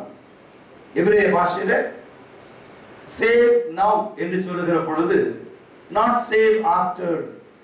சபை முடிந்து போகும் பொழுது எங்களை ரட்சியும், சபை வீட்டுக்கு போன பிறகு எங்களை ரட்சியும், நாளைக்கு ரட்சியும், அடுத்த வாரம் ரட்சியும் இல்லை, இப்ப ரட்சிப்பு. அப்படிங்கும்போது இன்றைக்கு இப்பொழுது எனக்கு இருந்த ரட்சிப்பு வேண்டும். அப்படின்னா we prepare to receive the hosanna. That means saving. ஹோசன்னாங்கிற வார்த்தை என்ன? இப்பொழுது எனக்கு அந்த ரட்சிப்பு வேண்டும் சொல்லுகிற பொழுது அதை பெற்றுக்கொள்ள நாம் ஆயத்தமா இருக்க வேண்டும். அதுதான் ஒரே ஒரு வார்த்தை. இப்ப இங்க சங்கீதக்காரனும் அதை குறித்து எழுதுகிறார். எப்படி எழுதுகிறான் பாருங்க. Save now I pray O Lord. என்னை ரட்சியும் கர்த்தாவே என்று சத்தமிட்டு கூப்பிடுகிறான். O Lord I pray, send now prosperity. Blessed is he who comes in the name of the Lord. We have blessed you from the house of the Lord. தேவனுடைய வீட்டிலிருந்து. அப்போ நேற்று தினத்தில் நாம் பார்த்த ஒரு காரியம், தேவன் தமது ஆவியை தமது ஜனங்களுக்கு, இஸ்ரவேல் வீட்டாருக்கு தமது ஆவியை அனுப்புகிறவர். இப்ப கண்டினியூஷன் வந்துரும் நினைக்கிறேன். நேற்று நான் சொன்னேன் இன்கம்ப்ளீட். எஸ்டர்டே உங்களுக்கு நான் சரியான விளக்கம் சொன்னேன். இன்னைக்கு நான் அதை கண்டினியூ பண்றேன்னு சொன்னேன். ஓசன்னா என்கிற வார்த்தை வருகிற பொழுது நாம் கர்த்தரை நோக்கி அதிகமாய் ஜெபிக்க வேண்டும். அதிகமாய் கர்த்தரை நோக்கி, அதாவது இன்றைக்கு மாத்திரம் அல்ல, not only the palm Sunday. இந்த வாரம் வந்து ஹோலி வீக்னு சொல்லுவாங்க. பொதுவா பாத்தீங்கன்னா ரொம்ப வருத்தப்படுற ஆள் யாரு இந்த பரிசுத்த வாரத்துல? என்ன யாரா இருக்கு நினைக்கிறீங்க? ஒண்ணு. அப்புறம் வேற யாராவது சொல்ல முடியுமா? இந்த வாரத்துல இந்த பரிசுத்த வாரம் ஐயோ அப்படின்னு ரொம்ப வருத்தப்படுற ஆள் யாரா இருக்கணும்? சத்தம் கேட்கல பாருங்க. நான் அந்த வம்புக்கு வரல, நான் பொதுவா கேட்டுக்கிறேன். நீங்க ஏங்க என்ன அங்கங்களுக்கு மாட்டி விடுறீங்க? நினைக்க கூட உண்மையா சொல்றேன். கறிக்கடைக்காரன் யாரு? கறிக்கடைக்காரன். நம்ம போனாலுமே சொல்லிடுச்சு, பாய் அடுத்த வாரம் வரமாட்டோம். ஆனா இந்த ஞாயிற்றுக்கிழமை சேர்த்து அடுத்த வாரம் எலசா மொத்தமா அட்வான்ஸ் வேணாலும் கொடுக்குறேன். அந்த அம்மாவுக்கு ஓசன்னா கறி அடுத்த வாரம் கறி இப்பவே வேணும். நமக்கு கறி வேண்டாம், ரசித்து சொல்லுங்க. ரொம்ப பேருடைய வாழ்க்கையில இந்த ஓசன்னாங்கிற வார்த்தை, இந்த பரிசுத்த வாரம் என்கிற ஒரு எண்ணங்கள் எல்லாம் தடைகளாய் மாறி போய் உலக பிரகாரமாய் தங்களை இணைத்துக் கொள்ளுகிறபடினாலே அவர்கள் விரும்புகிற ரட்சிப்பு இது வரைக்கும் வாழ்க்கையில வரல. அதுதான் உண்மை. நான் உள்ளத்தின் ஆழத்திலிருந்து சொல்றேன். பல நேரங்களிலே நாம் கண்ணீரோடு ஜெபிக்கிற ஜெபத்திற்கு ஏன் ஆண்டவரே பதில் கொடுக்கலன்னு கேட்டீங்கன்னா அவர் சொல்றாரு, நீ உலக பிரகாரமாய் தேவையில்லாததெல்லாம் நீ அதிகமாய் ஜெபத்துல கேட்கிற. ஆனா தேவையானது ஒண்ணு ரட்சிப்பு வாழ்க்கையில. நீ இன்னும் ரட்சிக்கப்படல. சபை இன்னும் ரட்சிப்பை பார்க்கலங்க. உண்மையை சொல்லணும்னா அதுதான். ஒரு சபையில ஒரு ரட்சிக்கப்பட்ட சபை இந்த இடத்துல இருந்துச்சுன்னா, ஒரு ரட்சிக்கப்பட்ட சபை இருந்துச்சுன்னா அது என்னெல்லாம் ஆகுங்கிறது உங்களுக்கு தெரியாது. டக்ளஸ் சிட்டியில ஒரு இந்த சிட்டியுடைய மைய பகுதியில ஒரு பெரிய ஒரு சபை இருந்தது. இந்த சபை வந்து ஒரு ஒரு வீட்டுக்கு, அந்த சபையின் அந்த பில்டிங்குடைய எஜமான் வந்து ஒரு சபைக்கு வாடகைக்கு கொடுத்திருந்தார். இப்ப சபை மாசமானவன ஒரு வாடகை கொடுத்திருந்தார். திடீரென்று அந்த இடத்துல ஜனங்கள்லாம் ரொம்ப திருந்திட்டாங்க. நடுவுல சபை, சுத்தியும் வீடுகள். இவங்க பாடி அழுது ஜெபிக்கிறத பார்த்து அந்த வீட்டில் இருக்கிற பெண்கள் எல்லாம் வந்துட்டாங்க சபை கூட. அவங்க வந்தோடனே அந்த கணவர், குடிக்கிற கணவர், அப்புறம் சாபமாய் பல காரியங்களுக்குள்ள ஓடுகிறவங்க, சீட்டாடுற கிளப்பெல்லாம் கொஞ்சம் கொஞ்சமா மூட ஆரம்பிச்சு, இதுக்கெல்லாம் காத்து வாங்க ஆரம்பிச்சிருச்சு எல்லாமே. இப்போ அவங்க எல்லா ஜனங்களும் என்ன செஞ்சாங்க, போயிட்டு எங்க வீட்டுக்காரங்க எல்லாம் போய் சபையில பிள்ளைகளையும் கூட்டிட்டு போய் சேர்ந்துட்டாங்க. நாங்க குடிக்க முடியல, சீட்டாட முடியல, என்ன ஒரு காரியம் செய்ய முடியலன்னு சொல்லி அவங்கெல்லாம் சேர்ந்து ஒரு கூட்டமா போட்டு அந்த வீட்டுக்காரனை மடக்கிட்டாங்க. இந்த சபையை காலி பண்ண வைங்க, இது இதனால பெரிய பிரச்சனை சொல்லி அவங்க சொன்னாங்க. எனக்கு வாடகை வருது, நான் கொடுக்குறேன். அவங்க கேட்டாங்க எவ்வளவு வாடகை? மாசம் $5000, $50,000 கொடுக்குறேன், காலி பண்ணு சபை. வீட்டுக்காரனுக்கு ரொம்ப சந்தோஷம் ஆயிடுச்சு. நோட்டீஸ் கொடுத்தான், நீங்க சபையை காலி பண்ணுங்க, எனக்கு நீங்க கொடுக்குற வாடகை பத்தல, எங்களுக்கு $50,000 கொடுக்குற அளவுக்கு ஆள் ரெடியா இருக்குது. பார்த்தாரு, விசுவாசத்துல ஓடுற வண்டி ஓடிக்கிட்டு இருக்கு. இப்ப போய் திடீர்னு கேட்ட என்ன செய்ய முடியும்? ஐயா என்னால முடியல, நான் காலி பண்றேன்னு சொல்லிட்டு ஊருக்கு வெளியே போயிட்டார். ஹார்ட் ஆஃப் த சிட்டியில பார் வந்துருச்சு, டான்ஸ் கிளப் வந்துருச்சு, சீட்டாட்டம் வந்துருச்சு. திரும்பியும் பழையபடி அந்த பட்டணம் கண்ணீரும் கம்பளமும் ஆரம்பிச்சிச்சு. பெண்கள் எல்லாம் கதறி அழுக ஆரம்பிச்சிட்டாங்க. எல்லாம் பாஸ்கிட்ட ரிப்போர்ட், ஐயா இந்த சபை நடுவில் இருக்கிற வரைக்கும் எவ்வளோ சந்தோஷமா இருந்தோம், எவ்வளோ கழிப்பா இருந்தோம். பிள்ளைகள், அந்த பெண் பிள்ளைகள் போக வர சௌகரியமா இருந்துச்சு, ஒரு பாதுகாப்பு இருந்துச்சு. இப்ப கொலை எல்லாம் நடக்குதுங்க ஐயான்னு சொல்லி பாஸ்டர் சொன்னார். பாஸ்டர் சொன்ன கவலைப்படாதீங்க, நம்ம போய் என்ன செய்வோம், நடு ராத்திரியில போய் ஒரு டம்ளர்ல தண்ணி எடுத்துட்டு போயிட்டு அதை பிரேயர் ஆயில ஊத்தி கட்டடத்தை துணியை தெளிச்சுட்டு வந்துடுவோம். கர்த்தர் கண்ணை திறப்பார் அந்த கட்டடத்துக்கு மேலன்னு சொல்லிட்டு வந்துட்டார். எல்லாம் சபை ஊருக்கு வெளியே எல்லாம் பாஸ்டிங் இருந்து அந்த கட்டடத்துக்காக ஜெபம் பண்ணிட்டு இருக்கிறாங்க. ஜெபம் பண்ணுகிறப்ப ஒரு நாள் அந்த பார் திடீர்னு நெருப்பு பிடிச்சிருச்சு. ஒரு நாள் சாயங்காலம் பிரம்ம போட்டு அடிச்சு எல்லாம் ஆரவாரம் பண்ணிட்டு இருக்கும்போது திடீர்னு அந்த நெருப்பு பிடிச்சு அநேகர் உடம்புல காயம், சிலர் மறித்து போனாங்க. எல்லாம் சாம்பலாயிருச்சு. உடனே இந்த பார் ஓனர் சொன்னா, இந்த கட்டடம் தீப்பிடிப்பதற்கு ஒரே ஒரு காரணம் சபையும் சபை போதகரும் தான் கேஸ் போட்டு. அந்த கேஸ் கோர்ட்டுக்கு வருது. ஜட்ஜி கேட்கிறார், ஐயா நீங்க செவிச்சுதான் நெருப்பு பிடிச்சுன்னு சொல்றாங்க, இது உண்மையா, ஏற்றுக்கொள்ளாமா? பாஸ்டர் சொன்னாரு, விசுவாசத்துல அவங்க சொன்னா அப்படியே நீங்க எனக்கு என்ன செஞ்சாலும் சரி, நான் ஜெபிச்சு இந்த நடந்ததுன்னு சொன்னா என் தேவன் ஜீவன் உள்ள தேவன். அதனால கோர்ட்ல சொன்னாரு, ஜட்ஜி சொல்லிட்டாரு, இது தேவன் செஞ்சது, பாஸ்டர் செய்யல, தேவன் மேல கேஸ் போடுங்க, அடுத்து வேற கேஸ் ஃபைல் பண்ணுங்க, இப்ப நீங்க என்ன செய்யுங்க, கடந்து போங்க. பாஸ்டர் நான் ஜெபிச்சேன், எங்க வேலை வெறும் ஜெபிக்கிறது மட்டும்தான், கிரியை செய்கிறவர் தேவன் என்று சொன்ன உடனே அந்த ஜட்ஜி கேட்டார், இது எப்படிங்க நான் தேவனை தண்டிக்க முடியும், கேஸ் தள்ளுபடி பண்றேன்ட்டார். எல்லாம் எரிஞ்சு சாம்பல் ஆயிடுச்சு. அந்த பார் ஓனர் சொன்னா, திரும்பி நம்ம ஏதாவது செலவு பண்ணா திரும்பியும் பாஸ்டர் நெருப்பு வச்சிருவார், வேண்டாம், தலை தெரிக்க ஓடி அந்த இடத்துக்கு நம்ம போயிடும், அவங்களை திரும்பி கொண்டு வச்சிருவோம், சபை திரும்ப வந்துச்சு. இன்னைக்கு ஒரு புறஜாதி பார் நடத்துறவனுக்கு சபை மேல நம்பிக்கை இருக்கு. ஹலோ, நமக்கு இருக்காது. ஆனா ஒரு விசுவாசி சொல்ல, நான் ஜெபிச்சேன், கர்த்தர் செய்தார். ஒரு ஊருக்கு மத்தியில ஒரு சபை இருக்குன்னா சொல்லுவான் பழமொழி, கோயில் இல்லாத இடத்துல குடி இருக்காதுன்னு, சரிதானே? ஆனா இங்க கோயிலே இருக்கக்கூடாதுங்க அப்படின்னா சபை. ஆனா ஒரு சபை இருக்கும் பொழுது சுற்றும் என்ன அற்புதங்கள் செய்கிற தேவன் என்பதை நாம் உணர்ந்து கொள்ள வேண்டும், நிரூபித்து காட்டணும். அதுக்காக தான் சபையாகி நாம் கூடி வந்திருக்கிறோம். இந்த இடத்துல பார்க்கிற பொழுது என்னென்ன நடக்கும் நீங்க பாத்தீங்கன்னா, the shouts of save now were a recognition by the New Testament crowd that Jesus is the Lord who can save, he is God.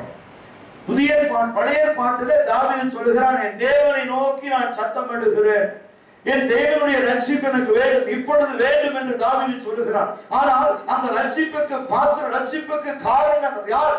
இயேசுதான் என்று புதிய பாட்டிலே நாம் கேட்டும் கவனித்தும் ஒவ்வொரு வருஷமும் இந்த நாளை விசேஷமாய் ஒரு ரட்சிப்பின் நாள் என்று சொல்லுகிற பொழுது, இந்த ரட்சிப்பின் நாளிலே நாம் வெறும் சத்தமிடுகிற வெண்கலமாய் அல்ல, நாம் கர்த்தருக்காய் உண்மையாய் கூக்குரலிடுகிற ஜனங்கள் என்று அறிந்து கொள்ள வேண்டும். கிறிஸ்துவுக்காய் எழுத வேண்டும், கிறிஸ்துவுக்காய் ஓட வேண்டும். அந்த காரியம் இதுவரைக்கும் நடக்கல. இப்ப அடுத்த காரியம் என்ன சொல்றாரு பாருங்க, இன்னொரு காரியம் சொல்றாரு, the New Testament crowd that Jesus is the Lord who can save. புதிய பாட்டுல இயேசுவுக்கு பின்னாலே போன ஜனங்கள் எல்லாம் நம்ம ரட்சகர் இயேசுதான் என்று கண்டு ஓசன்னாங்கிற வார்த்தையில எங்களை இப்பொழுதே ரட்சியும் என்று கூப்பிடுகிற சப்தத்தை நாம் கேட்டாலும் ரட்சிப்பை குறித்து நமக்கு அவ்வளவாய் அக்கறை அற்றவர்களாய் நாம் காணப்படுகிறோம். திரும்பியும் மத்தேயு 21:2 எடுத்துக்கொள்ளுங்க. 2ஆம் வசனம் பாருங்க.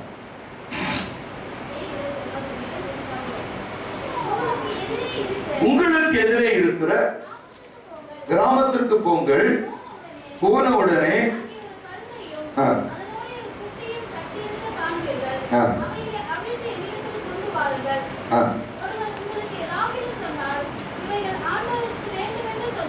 அதாவது எதற்காக இந்த கழுதையும் கழுதை குட்டியின் மேல் இயேசு ஏறி வருவார் என்று சொல்கிற வார்த்தை அனைவருக்கு ஒரு குருத்தோடை பத்தி சொல்லிட்டேன். ஓகே, எதற்காக இந்த ஓசன்னா என்று சொன்னாங்க, அடுத்தது ஓசன்னா என்று ஜனங்கள் சொன்னாங்க. ஆனா இயேசுவாமி ஏன் கழுதை மேலும் கழுதை குட்டியின் மேலும் ஏறி வந்தார்னு தெரியுமா உங்களுக்கு? நேராக நீங்க போங்க, அங்க கழுதையும் கழுதை குட்டியும் கட்ட காண்பீர்கள், என் எஜமானுக்கு வேண்டும் என்று சொல்லி அவுத்து கொண்டு வாருங்கன்னு சொன்னாங்க. அதை அவுத்துட்டு வந்துட்டாங்க. இயேசுவும் ஏறி பிரயாணம் செய்கிறார். ஆனால் சொல்லப்படுகிற ஒரு காரியத்தை நீங்க பாத்தீங்கன்னா அது 7ஆம் வசனம் கூட அப்படிதான் இருக்கு. They brought the donkey and the colt, laid their clothes on them and set him on them. இருக்கா? 7ஆம் வசனம் பாருங்க. 2:7 அவிழ்த்து கொண்டு வாங்கினாங்க. 7ஆம் வசனம் அவிழ்த்து கொண்டு வந்தாச்சு. அதற்கு மேல வஸ்திரங்களை விரித்து இயேசுவை அமர செய்து வருகிறார். இப்ப இது சொல்லப்படுகிற இந்த வார்த்தைக்குள்ள இருக்கிற ரகசியம் என்ன? Matthew speaks of two animals. ஒன்று கழுதை, கழுதை குட்டி. Okay, Matthew speak of two animals, whereas the other evangelist reference only the colt upon which Jesus actually sat. Mark tell us the colt had never before been ridden. அது இதுவரைக்கும் ஒருவருமே ஏறி இராத கழுதை குட்டி. Praise the Lord. அந்த கழுதை மேல ஏறி இருந்தாங்க எல்லாரும். ஆனா கழுதை குட்டியின் குட்டி என்று சொல்கிற பொழுது இதுவரைக்கும் ஒருவரும் ஏறி இராத கழுதை குட்டி. சபையிலே பெரியவங்க மூப்பர்கள் இருக்கீங்க, வாலிப பிள்ளைகள் இருக்கீங்க. இது கர்த்தர் சொல்றாரு, பெரியவங்களாகி நீங்களும் எங்களுக்கு வேணும், உங்க பிள்ளைகளும் எனக்கு வேணும். அந்த அதனுடைய அர்த்தம் தான். இது வந்து ரட்சிப்பேன்னு சொன்னா சொல்லுவாங்க, நான் ஒரு ஸ்பிரிச்சுவல் மீட்டிங்கு போறேன், கதவை சாத்திட்டு வீட்டுல பத்திரமா இரு, பெற்றோர் பிள்ளைகளை சொல்லிட்டு வர்றது. அவரு சொன்ன ரெண்டையும் அவுத்துட்டவங்க சொன்னாரு, ஒன்னு விட்டுட்டு வாங்கன்னு சொன்னாங்க. ஐயோ குட்டி பாவம், இப்பெல்லாம் அந்த ரட்சிப்பை பத்தி கேட்கக்கூடாது, ரட்சிக்கப்படாதுக்குன்னு கொஞ்சம் காலம் இருக்குது. அப்படி அல்ல, ரெண்டும் எனக்கு வேணும், கூட்டிட்டு வாங்கங்கிறார். அப்ப என்ன செய்யணும்? பிள்ளைகள், பெற்றோர்கள் பிள்ளைகளுக்கு நீங்க ஆலோசனை கொடுக்கிறவர்களா இருக்கணும். எந்த நேரத்திலும் உலகம் உங்கள் மேல ஏறி சவாரி செய்யக்கூடாது. நீங்க ஆயத்தமா இருங்க, என்ன இயேசு அவுத்துட்டு வாங்கணும், நம்ம போய் நிக்கணும், உங்க மேல ஏறி இயேசு பிரயாணம் பண்ணுவார். அப்படின்னா கழுதை என்று சொன்னால் இஸ் அன்கிளீன் அனிமல், அசுத்தமான மிருகம். அதை வந்து யாரும் நாட்டில் தொட மாட்டாங்க, பயன்படுத்த மாட்டாங்க. அப்படிப்பட்ட ஒரு மிருகத்தை இயேசு ஏற்றுக்கொள்ளுகிறார் என்று சொன்னால், இந்த உலகத்திலே சமுதாயத்திலே புறக்கணிக்கப்பட்டு தள்ளின அசுத்தமாய் வாழ்ந்து கொண்டிருக்கிற ஜனங்களை தான் இயேசு இந்த நாளிலே ரட்சிப்பிற்காக அவர் பயன்படுத்த போகிறார் என்று ஒரு அர்த்தம். இயேசு நினைச்சிருந்தாங்க ஒரு அரேபிய குதிரையை கொண்டு வந்து மேலே ஏறி போயிருக்கலாம். ஒரு அரேபிய உலகத்திலேயே நீங்க வந்து விலை உயர்ந்த குதிரை எதுன்னா அரேபிய குதிரை. நான் மிடில் ஈஸ்ட் போகும்போது சொன்னார், பாஸ்டர் நீங்க குதிரைகள், அரேபிய குதிரைகளை பார்த்துருக்கீங்களா அப்படின்னா. நான் சொன்னேன், ஜாகிரபிக் சேனல்ல பார்த்துருக்கேன் தம்பி, நேரில் பார்க்கல. சரி பார்க்கணும் ஆசையா இருக்கு. ஆமா அப்படின்னா அப்போ ஒரு இடத்துக்கு கூட்டிட்டு போனார், இங்க நின்று பாருங்க, அங்க இருக்கு இவ்வளவு தூரம் இருக்கு, அது காணும் எட்டாது, அவ்வளவு உயரம் இருக்கு. இந்திய மதிப்பு கிட்டத்தட்ட 5.5 கோடி ஒரு குதிரை, அரேபியன் ஹார்ஸ். இது நீங்க பாத்தீங்கன்னா முன்னத பாட்டுல ஒரு எழுத்து இருக்கு, பார்வோன் ரதங்களில் பூட்டப்பட்ட பரி பவுஞ்சுகளுக்கு ஒப்பிடுகிறேன். அப்படிங்கும்போது பரி பவுஞ்சுகள்னா, பரி என்று சொல்லுகிற பொழுது ரதங்கள், பவுஞ்சுகள்னா குதிரைகள். பார்வோன் ரதத்தில் பூட்டப்பட்ட பரி பவுஞ்சுகள் அப்படிங்கும்போது ரதத்துல பூட்டப்பட்ட குதிரைகள். அப்படின்னா பார்வோனுடைய ரதம் குதிரைகளால் இழுத்து வரப்படும். ஒவ்வொரு குதிரையும் அரேபிய குதிரை 5.5 கோடினா 5 விதமான குதிரைகள் இருக்கு. ரதம் எவ்வளவு வேகமா ஓடும் பாருங்க. வேதம் சொல்லுது, அந்த குதிரைக்கு ஒப்பாக நீ இருக்கிறேன். You are comparatively the Arabian horse. You can run fast. இப்போ நம்ம Arabian horses பார்க்கறது அப்படி இருக்கும். பேசுறோம் நம்மள யாரு? Arabian horse. அப்படின்னா அவ்வளவு திறமை உள்ளவர்கள். நம்ம என்ன சொல்றோம்? எங்களால முடியாது பாஸ்டர், நாங்கள்லாம் அப்படி செய்ய முடியாது பாஸ்டர் அப்படின்னு நம்ம பல நேரங்கள் என்ன செய்யறோம்? அப்படியாக நாம் விடுகிறோம். ஆனா வேதம் சொல்லுது, அந்த சின்ன அந்த கழுதை குட்டி என்று சொன்னால் இது வரைக்கும் யாரும் ஏறல, இயேசு அதை விரும்புகிறார். இந்த யூத் சண்டையில இன்னைக்கு வாலிப பிள்ளைகள், அதாவது கழுதையும் கழுதை குட்டியும் என்று சொல்லுகிற பொழுது parents as well as the children, நீ ஏசாமி வந்து நீ பெரியவங்களை மட்டும் இல்ல பயன்படுத்த போவதில்லை, இந்த பிள்ளைகளையும் கர்த்தர் பயன்படுத்த போகிறார். அதற்கு தான் அர்த்தம். அப்போ அந்த 2 காரியங்களை நீங்க பாருங்க, யூத் சண்டே வந்திருக்கு, அதுலயே பாம் சண்டே வந்திருக்கு. இப்ப நம்ம எல்லாத்தையும் டச் பண்ணோம், அதுதான் மெசேஜ். ஐயோ பாம் சண்டேவா, தென்னாமரத்தை குறித்து ஏதாவது பேசலாமா நினைக்க கூடாது. சரியா? தென்னாமரத்தை குறித்து எதுவும் பேச வேண்டிய அவசியம் இல்லை. அது எதற்காக அது சொல்லப்படுகிறது மட்டும் நீங்க புரிந்து கொள்ளுங்க. ஆனால் ஒரே ஒரு அர்த்தத்தை நான் பார்க்கிற பொழுது, எங்களுக்கு இன்றைக்கு இந்த ரட்சிப்பு வேண்டும் என்று சொல்லுகிற பொழுது, இந்த ரட்சிப்பு யாருக்கு வேண்டும்? பெரியவர்களுக்கும் சரி, வாலிப பிள்ளைகளுக்கும் சரி, இன்றைக்கு இந்த ரட்சிப்பு தேவையாய் அவசியமாய் இருக்கிறது. He never refused the children to come near to God. தன்னிடத்தில் வருகிறவர்களை அவர் ஒருபோதும் புறம்பே தள்ளுவதில்லை. ஆனால் இயேசு சொல்லுகிற பொழுது இவர்களை அழைத்து கொண்டு வாருங்கள் என்று சொல்லி அதற்கு மேல் வஸ்திரத்தை போட்டு அதன் மேல் கிறிஸ்துவை அமர செய்து அழைத்து கொண்டு வருகிறார்கள் என்று சொல்கிற பொழுது, இதுவரை ஒருவரும் ஏறிடாத ஒரு கழுதை குட்டி என் இயேசுவுக்கு வேண்டும். அப்படிங்கும்போது இதுவரைக்கும் வாழ்க்கையில பாருங்க, நீங்க வாலிப பிள்ளைகள் அநேகமா இன்னைக்கு பாத்தீங்கன்னா, குறிப்பா ஊழியர்கள், எந்த ஊழியர்கள் வந்தாலும் பெங்களூர் பட்டணத்தை குறித்து சொல்லுகிற காரியம், இந்த பட்டணம் ஒரு சோதன் குமார பட்டணம். சோதன் குமார பட்டணம் ஒரு கணக்கெடுப்பு சமீபத்துல ஒரு கணக்கெடுத்து இருக்கிறாங்க. சமயா டிவியில ஒரு கணக்கெடுப்பு எடுத்திருக்காங்க. அவங்க சொல்றாங்க, ஆண்களை விட வாலிப பிள்ளைகள், அதாவது யூத் பாய்ஸ் அண்ட் கேர்ள்ஸ், அவங்க 2 பேர்த்துல ஒரு கணக்கெடுப்பின்படி ஒரு காலேஜ் கேன்டீனையும் சரி, அது காலேஜுக்கு பக்கத்துல நம்ம நிறைய காப்பீடு இருக்கு, நிறைய அந்த இடத்துல பாத்தீங்கன்னா அதிகமாய் ஆண்களை விட பெண்கள் ஸ்மோக்கிங் அதிகமா பண்றாங்க ரிப்போர்ட் சமயா டிவியில போன மாசம் 18ஆம் தேதி ஒரு ரிப்போர்ட் வந்தது. பெண் பிள்ளைகள் அதிகமாய் சிகரெட் குடிக்கிறார்கள், பப்புலையும் கிளப்லையும் அதிகமாய் வாலிப பிள்ளைகள் பணத்தை செலவு செய்கிறார்கள் என்று சொல்லி ஒரு கணக்கெடுப்பு. பிரமோத் முதாலிக்கு குறித்து கேட்கிற பொழுது அவர் சொன்னா, அதனாலதான் நான் அப்படி ஒரு ஆக்ஷன் நாங்க எடுத்தோம்னு அவர் ரிப்போர்ட் கொடுக்குறாரு. சமயா டிவியில அந்த ரிப்போர்ட் அவன் சப்மிட் பண்றோம், ஏன் நாங்க இப்படி பண்றோம் அப்படின் போது, இந்த நாளிலே பெண்களுக்கு there is no control of the family. பெற்றோர்கள் பெண்கள் பிள்ளைகளை அதிகமாய் அடக்கி வைப்பதில்லை. அவர்களுக்கு சுதந்திரம் கொடுத்துட்டாங்க, அவங்க மேல முழுசா அந்த பெண் பிள்ளைகளை நம்பிட்டாங்க. அவங்களுடைய வாழ்க்கை, ஒரு பெண்ணை என்ட்ரி பண்ணும்போது சொல்றா, this is a life to enjoy. இதுதான் அனுபவிக்கிற ஒரு காலம், நாங்க வாழ்க்கையை அனுபவிப்போம்.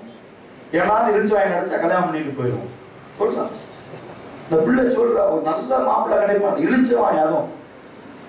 கடந்த கால வாழ்க்கை தெரிஞ்சுச்சுன்னா உதச்சி வெளியே அனுப்பிடுவான் திருப்பியும். கடந்த காலையில் என்னென்ன பண்ணிட்டு இருந்தா, யாரோட சுத்திட்டு இருந்தா, என்ன பண்ணிட்டு இருந்தா, மெசேஜ் அனுப்பிட்டு இருந்தா எல்லாம் ரெக்கார்ட் பண்ணி வச்சிருப்பான் எல்லாமே. எல்லாம் ஒரு நாள் நிற்கும் போது என்ன ஆகும் சொன்னா, இழிச்சவாய் எவனாவது கிடைச்சா கல்யாணம் பண்ணிப்போம். அப்ப இழிச்சவாய் கிடைக்கிறன்னா இப்படி எடுத்துருப்போம். I'm earning 40,000. The பிள்ளை சொல்ற, I'm earning 40,000. My parents never forced me to give anything. We live according to what we think. என்ன நினைக்கிறோம் அப்படி வாழ்ந்துகிட்டு இருக்கோம். எங்களுக்கு எங்க ஃபியூச்சர் பத்தி நான் கவலைப்படலை, நாளைய தினத்தை குறித்து நான் கவலைப்படலையா, இன்னைக்கு என்ஜாய் பண்ணுவோம், என்ஜாய் பண்ணிக்கிட்டு இருக்கேன். இப்படி ஒரு சமுதாயம் ஓடிக்கொண்டிருக்கிற நேரத்தில் இயேசு சொல்றாரு, அந்த கழுதை குட்டி எனக்கு வேணும், இந்த பிள்ளைகள் எனக்கு வேணும். இந்த 2014ஆம் ஆண்டு நான் இவங்களை பயன்படுத்த போகிறேன்.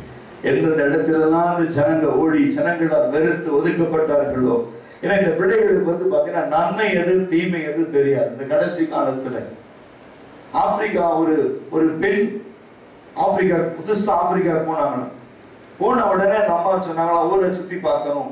அப்போ அவங்க சொன்னாங்களா, நீங்க ஜாக்கிரதையா தெருவில் ஜாக்கிரதையா போங்க, ஜாக்கிரதையா வாங்கன்னு. இந்த அம்மா போகும்போது ஆப்பிரிக்கா பார்க்கும்போது சொன்னாலும் நிறைய டைமண்ட் ரொம்ப சீப்பு, கோல்டு ரொம்ப சீப்பு, இது சீப் அது சீப்புன்னு சொன்னா இந்த அம்மா அதே மைண்ட் வச்சுட்டு போயிருக்குது. இப்போ சொன்னாங்களா, எதையும் பார்த்தோன்னா எதையும் எடுத்துடாதீங்க கையிலன்னு சொல்லியிருக்காங்க. அப்படி இந்த அம்மா என்ன பண்ணியிருக்காங்க, ஹோட்டல் ரூம்ல போய் தங்கிட்டு மார்னிங் பிரேக்ஃபாஸ்ட் பண்ணிட்டு குளிச்சுட்டு அப்படியே ஒரு தெருவில் சுத்தி போயிருக்காங்க. திடீர்னு கீழே ஒரு நல்ல பழ ரவுண்டா ஒரு ரிங் ஆட்டம் தெரிஞ்சிருக்கு ரோட்ல. உடனே நம்ம சுத்தி பார்த்தாங்க, எடுத்து கையில வச்சுக்கிட்டாங்க. உடனே அந்த ஒரு ரோட்ல பாக்குற நண்பர் இந்த அம்மா உதவி செய்யும்படியே கேட்டாங்கன்னா, நீங்க என்ன எடுத்தீங்க கீழே இருந்து கேட்டாங்க. ஒண்ணு இல்ல டக்குன்னு வாய போடுச்சு. பயங்கரமான விஷயம், இதுதான் இருக்கும். அது ஜனங்கள் கண்ணுக்கு தெரியும், அவர் பாம்பார் தான் தெரியும். அதனால சுத்தி வட்டமா அப்படி அழகா இருக்கும்போது வெளிச்சத்துக்கு அப்படியே டைமண்ட் மாதிரி மின்னும் அந்த பாம்பு. நம்ம எடுத்து வாயில போட்டு சில நிமிஷத்துல அப்படியே ரத்தம் வாயில மூக்குல எல்லாம் அப்படியே விழுந்து சென்று அநேக வாலிப பிள்ளைகள் தேடுகிறது this bright attractiveness to destroy yourself. It never help you to come up in your life. இந்த மாதிரி நம்பிக்கையற்ற வாழ்க்கை, பார்த்து எடுத்ததெல்லாம் பாடு, மின்னுவதெல்லாம் பொண்ணல்ல நினைச்சுங்க. வாழ்க்கையில உன்னுடைய மனசுல எது சரின்னு படுதோ, என்னுடைய அப்பா பார்வைக்கு அது தவறா இருந்தால் நீ ஏற்றுக்கொள்ள வேண்டும்.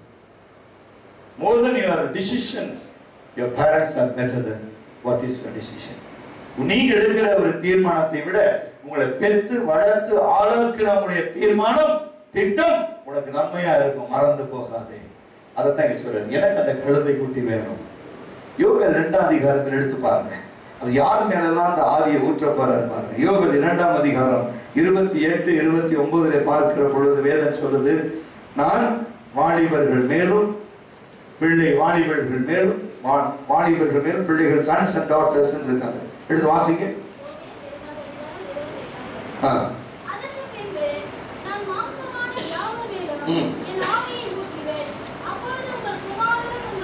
அப்பொழுது உங்கள் குமாரரும் உங்கள் குமாரத்திகளும் இயேசு கிறிஸ்துவினால் அழைக்கப்பட்டு அவர்கள் மேல் தேவன் மகிமையின் வஸ்திரத்தை போட்டு வசனத்தை போட்டு கிருபையை போட்டு இரக்கங்களை போட்டு அவர் ஏறி அமர்ந்து கொள்ள போகிறார்.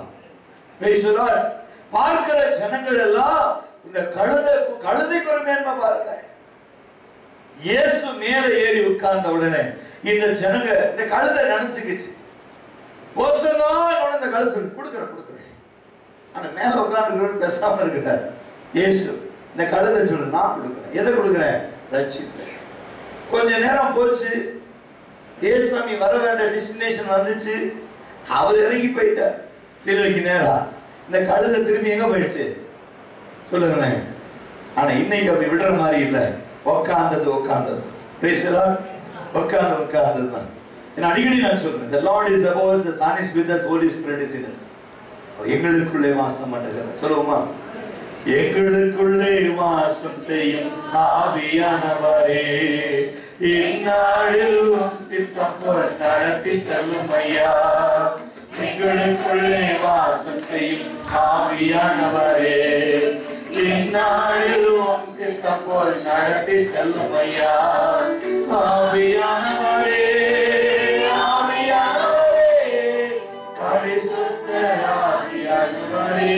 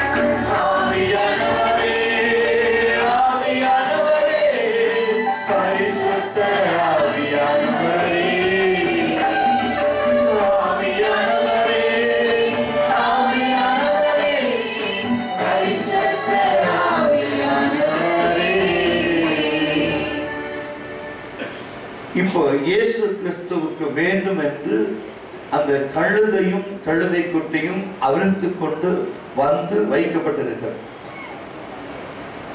இதற்கு பிறகு யோவேல் தீர்க்க தரிசனமாய் சொல்லுகிறான். அது அப்போஸ்தலர் நடவடிக்கைகளில் 2ஆம் அதிகாரத்தில் பிற்பகுதியில நிறைவேறி இருக்கிறது.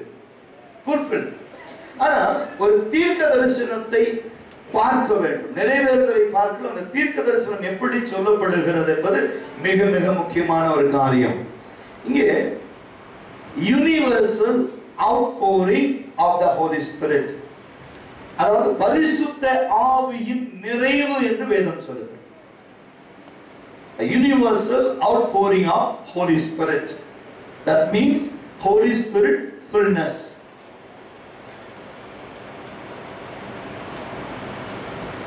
Acts chapter 2:17 and 18 நீங்க வீட்ல போய் விவரமா தெளிவா தியானிக்கலாம். ஏன்னா எனக்கு இன்னும் கொஞ்சம் நேரம் மாத்திரம் இருக்கிறது, நான் அதை கற்று முடிக்க நான் ஆசைப்படுகிறேன். This is one of the texts used in Peter's Pentecost message, Acts chapter 2:17 and 18, upon the outpouring of the Spirit in upper room. இது நிறைய பேர் கொடுக்கிறாங்க. இந்த ஆவி ஊற்றப்படுவதற்கு நிறைய பேர் கொடுக்கிறாங்க. அதாவது இந்த கழுதையை கொண்டு வந்து அதன் மேல் வஸ்திரங்களை போட்டு அப்படின்னு சொல்ற வார்த்தை பார்த்தீங்களா? இப்போ ஒரு கழுதைக்கு மேல அன்னைக்கு அந்த கழுதை மேல வஸ்திரத்தை போட்டாங்க. ஆனா இன்னைக்கு இந்த கழுதை மேல என்னென்ன போட போறாங்க தெரியுமா? அங்க சொல்லு, இந்த கழுதையை பத்தி தான் பேசிக்கிட்டு இருக்கு. நல்லா தெரிஞ்சுங்க. வேதம் சொல்லுகிறது, Peter declares transthenic. Want me to spell? TRANSETHNIC.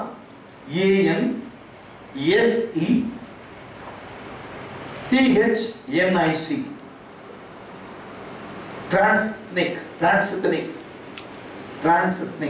புரியுதுங்களா? அந்த டிரான்ஸ்னிக் வார்த்தைக்கு என்ன அர்த்தம்னு நான் பின்னாடி சொல்றேன். மல்டி ஜெனரேஷனல் அடுத்த வார்த்தை. Multi generational.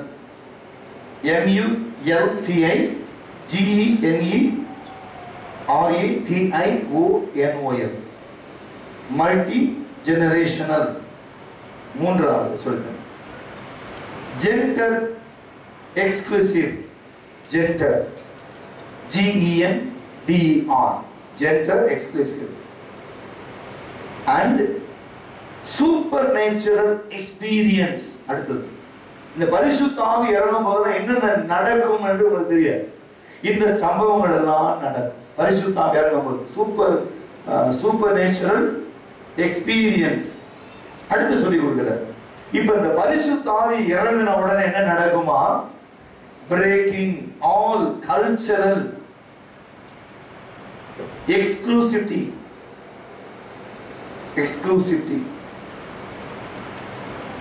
Breaking all cultural exclusivity.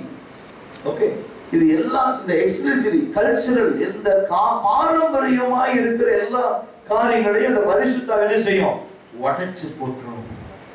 நாங்கள் பிதாவை இந்த மலைகளில் தொழுது கொண்டு வந்தோம், இங்கே தொழுது எருசலேமில் தொழுது கொண்டு வந்தோம், அப்படி இப்படின்னு சொல்லிட்டு எல்லாத்தையும் இந்த ஆவி என்ன செய்யுது? உடைச்சு போட்டுருது. நீங்களே தேவனுடைய ஆலயம். பரிசுத்த ஆவி வந்துருச்சா? நீங்க தான் ஆலயம். உனக்கு ஒரு ஆலயம் தேவையில்லை. நீங்க ஆலயம் என்று சொல்லுகிற பொழுது உங்ககிட்ட ஜனங்க ஆலயம்னா என்ன அர்த்தம்? ஆலயம்னு என்ன அர்த்தம்? ஒரு ஓபனிங் பிரேயர், ஒரு வர்ஷிப், ஒரு மெசேஜ், ஒரு சாட்சி, ஒரு காணிக்கப்படலாம் இல்ல. You are the model church. ஒரு சபை எப்படி இருக்கும்? இங்கிருந்து இறங்கி போகிற ஒவ்வொருத்தரையும் பார்க்கலாம். ஒரு சபைக்குள் இருந்து அநேக சபைகள் இறங்கி போகிறது அப்படிதான் சொல்றோம். இந்த பைபிளுக்கு என்ஜாய் சொல்லி கொடுத்தேன். பேரு ஞாபகம் இருக்கான்னு தெரியாது. The sermon walking. யாரு? ஆல்பர்ட் என்கிறவர் ஒரு சிக்காகோ ரயில்வே ஸ்டேஷன்ல இறங்கி கடந்து போறாரு. ஒரு அம்மா வந்து, வயதான ஒரு அம்மா தன்னுடைய பாரத்தை சுமக்க முடியாம தடுமாறுகிற பொழுது ஆல்பர்ட் நேரா போய் அங்க ஒரு அவார்டுக்காக வராரு. அவர் அங்க போயிட்டு அந்த இடத்துல ஒரு பெரிய கான்ஃபரன்ஸ்ல கலந்து கொள்ளணும். சூட்டெல்லாம் போட்டுக்கிட்டு வராரு. வரும்போது அந்த அம்மாவை பார்த்த உடனே தான் பெட்டியெல்லாம் கீழே வச்சுக்கிட்டு அந்த பெட்டியை சுமந்துட்டு இவர் பெட்டியை சுமந்துட்டு வெளியே அந்த அம்மாவை பிடிச்சு கொண்டு போய் வண்டியில உட்கார வச்சு ஏற்றி உள்ள உட்கார வச்சு அந்த டாக்ஸி டிரைவர்கிட்ட சொல்லி அம்மாவை பத்திரமா சேர்த்துருன்னு சொல்லி அப்புறம் தன்னுடைய வஸ்திரம் எல்லாம் ஒழுங்குபடுத்திட்டு சூட்கேஸ் எடுத்து தன்னுடைய மீட்டிங் ஸ்பாட்டுக்கு போறாரு. அப்ப அவர் பார்த்து ஜனங்க சொல்றாங்க, ஓ செர்மனி வாக்கிங், ஒரு பிரசங்கமே நடந்து போகுது அப்படின்னு. என்ன அர்த்தம்? சில பிரசங்கம் பண்ண பிறகு நடந்து போவாங்க, அதுல பிரசங்கம் இருக்காது. ஆனா ஒரு பிரசங்கமே நடக்குதுன்னு எப்படி இருக்கும் பாருங்க. அதுதான் ஆவிக்குரிய வாழ்க்கை. கிறிஸ்து பரிசுத்த ஆவி வந்த பிறகு உங்க வாழ்க்கையில நீங்க நின்று நடந்து பேசுகிற ஒவ்வொரு வார்த்தையும் என்னுடைய அப்பாவை புகழுகிறதாய், உயர்த்துகிறதாய், அவரை மகிமைப்படுத்துகிறதாய். ஒரு கிறிஸ்துவ ஞாயிற்றுக்கிழமைகள்ல அவன் தேவனை ஆராதிக்க போகிறான்னு சொன்னா அந்த பட்டணத்திற்கு ஒரு பெரிய பாதுகாப்பு இதனால நடந்துகிட்டு இருக்குன்னு ஜனங்க நினைக்கிறேன். சில ஆண்டுகள் முன்பு 26ஆம் தேதி சுனாமி வந்துச்சு. ஏன் தண்ணி சபைக்குள்ள வரல? சபைக்கு மேல போச்சு, சபைக்கு பக்கத்துல போச்சு. ஒரு சபை அப்படியே காப்பாற்றப்படுகிறதே, இது எப்படி? என்ன ஆவியானவர் அங்கு வருகிறார். பரிசுத்த ஆவி அந்த சபையிலே நிரம்பிக் கொண்டிருக்கிறது. வருகிற ஜனங்களுடைய சபை கர்த்தருடைய ஆவியானவர் நிரப்பிக் கொண்டிருக்கிறார். நீ கேட்கிற சத்தியம், நீ பேசுகிற வார்த்தை, கேட்கிற பாடல்கள் எல்லாம் உன்னை பரிசுத்த ஆவியானவரை கொண்டு உச்சம் தலை முதல் உள்ள கால் வரையிலே உன்னை அந்த ஆவியானவர் நிரப்பிக் கொண்டிருக்கிறபடினாலே, கர்த்தர் உனக்காக ஒரு பாதுகாப்பான ஆவியானவரை அனுப்பி கொண்டிருக்கிறபடினாலே, என் சபை அதை பெற்றிருக்கிறபடினாலே, என் சபை அதை பயன்படுத்துகிறபடினாலே, இந்த ஞாயிற்றுக்கிழமை ஓய்வு நாளில் இந்த பட்டணத்துக்கு விரோதமாய் எழும்புகிற எல்லா அந்நிய சக்திகளையும் என் இயேசு ஆவியானவர் உன்னையும் என்னையும் கொண்டு பாதுகாத்துக் கொண்டிருக்கிறார். இதில் நீங்க தைரியமா சொல்லலாம். இதுல மாறுபாடான கருத்து இருக்கவே முடியாது. இந்த பட்டணம் ஆஸ்வதிக்கப்படுவதற்கு என்னுடைய பங்கு இருக்கிறது. சொல்லுங்க ஆமென். ஏதோ நம்ம நம்முடைய சுய ஆலயத்திற்காக பிரேக்ஃபாஸ்டும் லஞ்சும் சாப்பிட்டுட்டு போகல. உபவாசத்தோடு இந்த பட்டணத்துக்காக ஜெபம் பண்ணி இருக்கிறோம். இந்த இந்திய தேசத்துக்காக ஜெபம் பண்ணி இருக்கிறோம். கர்த்தர் நம்மை ஆசீர்வதிப்பார். ஆமென். திறப்பிள்ளை நிற்பதற்காக சுவரை அடைக்க ஒரு மனுஷனை தேடினேன். அதை ஒத்துழையும் பார்க்கல. ஆனா இது அத்தனையும் சுவரை அடைக்கிற கூட்டம். இது அவ்வளவு திறப்பிள்ளை நிற்கிற கூட்டம். மறந்து போக வேண்டாம். இந்த ஜனங்களுடைய முழங்காலுக்கு என் தேவன் பதில் கொடுப்பார். இந்த வாயின் வார்த்தைகளுக்கு கர்த்தர் பதில் கொடுப்பார். உன் விண்ணப்பங்கள் கர்த்தருடைய செவியிலே ஏற்றும். இவைகள் ஒன்றும் வீணாய் போவதில்லை. நீ விரும்பி கேட்கிற அத்தனை நன்மைகளை உனக்கு இயேசு செய்வதற்கு போதுமானவராய் இருக்கிறார். பலத்தினாலும் அல்ல, பராக்கிரமத்தினால் அல்ல, கிறிஸ்து ஆவியினால் ஆகும் என்று சொல்லி இந்த நாளிலே சொல்லுகிறேன். உனக்குள்ள அந்த ஆவி அருளப்பட்டிருக்கிறபடினாலே உன்னுடைய எண்ணங்கள் ஏக்கங்கள் எல்லாம் கிறிஸ்துவுக்கு முன்பு ஆவின் என்றும் ஆனென்றும் அருளப்படுகிறது. ஒன்றும் குறையாது. Praise the Lord. Breaking all cultural, உலக பிரகாரமாய் சுயமாய் நடக்கிற எல்லாவற்றையும் இந்த ஆவி நொறுக்கி போடும். ஆமென். இன்னும் கொஞ்சம் ஆழமா சொல்லணும்னா, the prophecy awakened God's people to the larger purpose. இந்த தீர்க்க தரிசனம் என்ன நடக்குதா? This prophecy awakens அப்படின்னா அநேகரை தட்டி எழுப்புகிறதா இருக்கிறது. மாம்சமான யாவர் மேல ஆவியை ஊற்றுவேன்னு சொன்னா இதற்கு அர்த்தம் not the Pentecostal church, not the Assemblies of God church, not the particular church. You are flesh but worshiping the true God. The Spirit is already inbuilt in you. ஒரு விசேஷத்தை குணாதிசயம் கர்த்தர் கொடுக்கிறார்.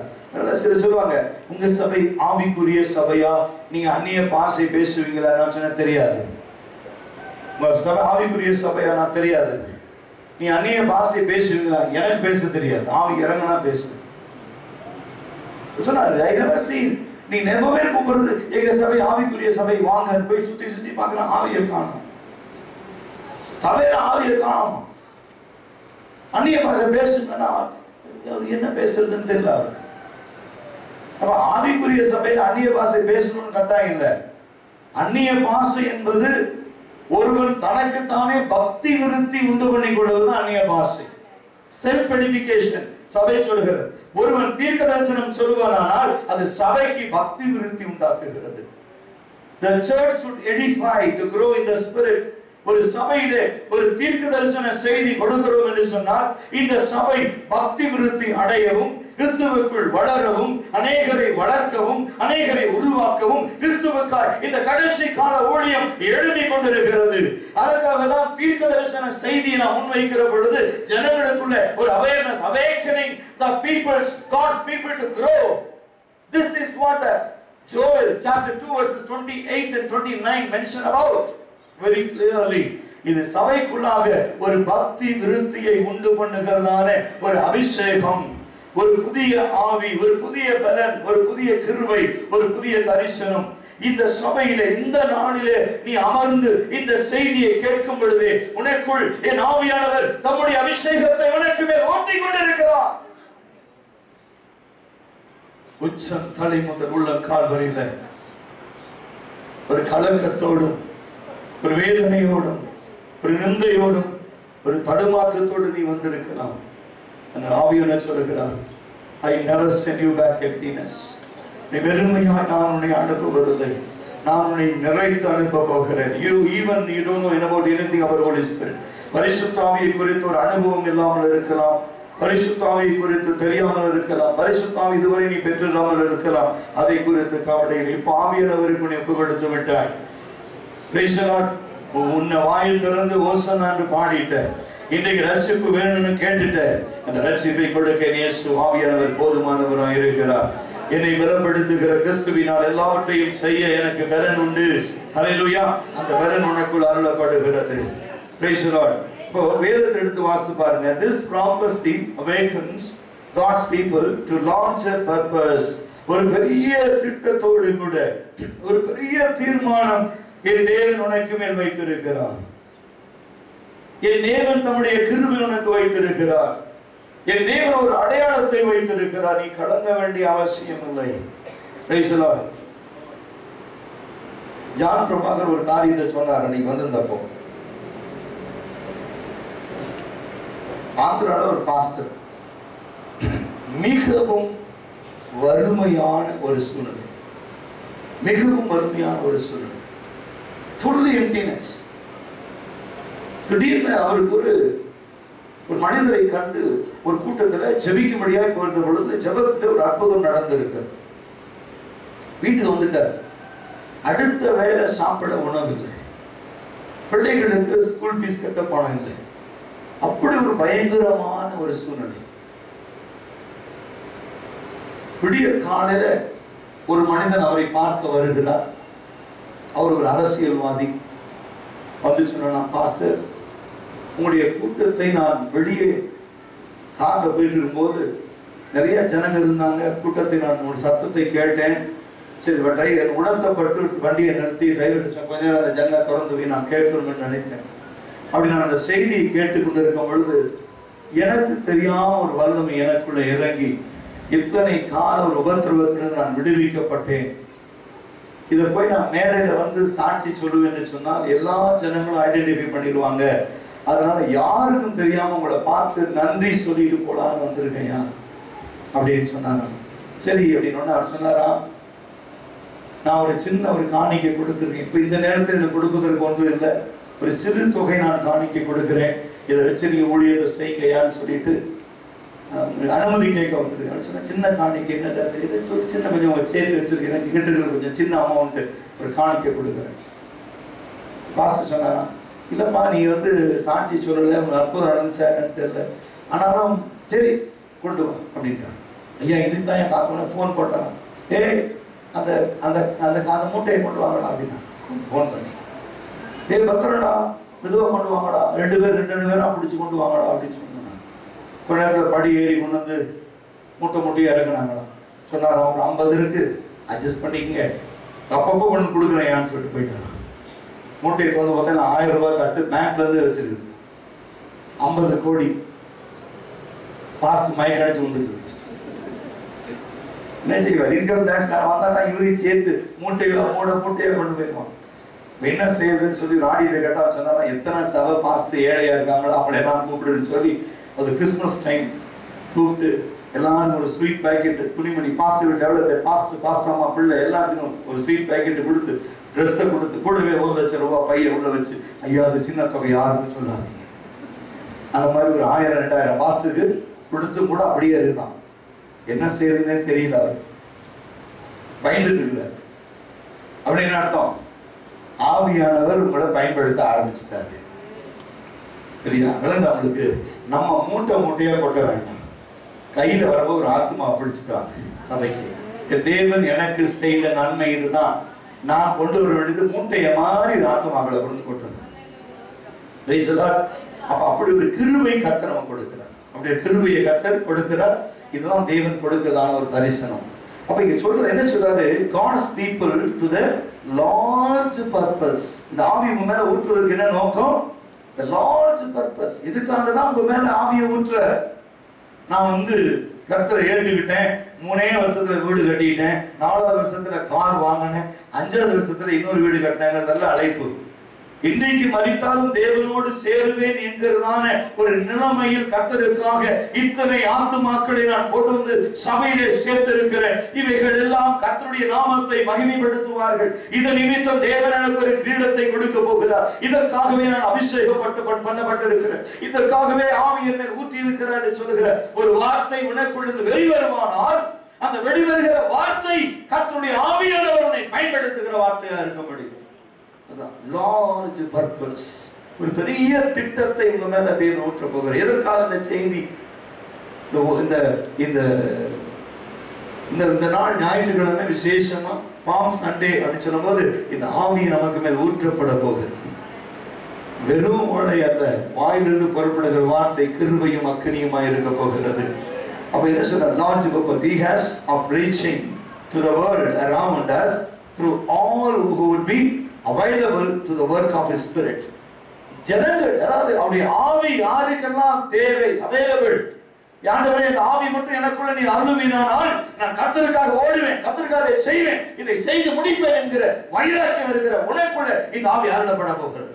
Praise the Lord. நான் பரிசுத்த ஆவியை பெற்று ஒரு பாஸ்டர் வழியில பார்த்தா சொன்னார், எப்படியா இருக்கீங்க?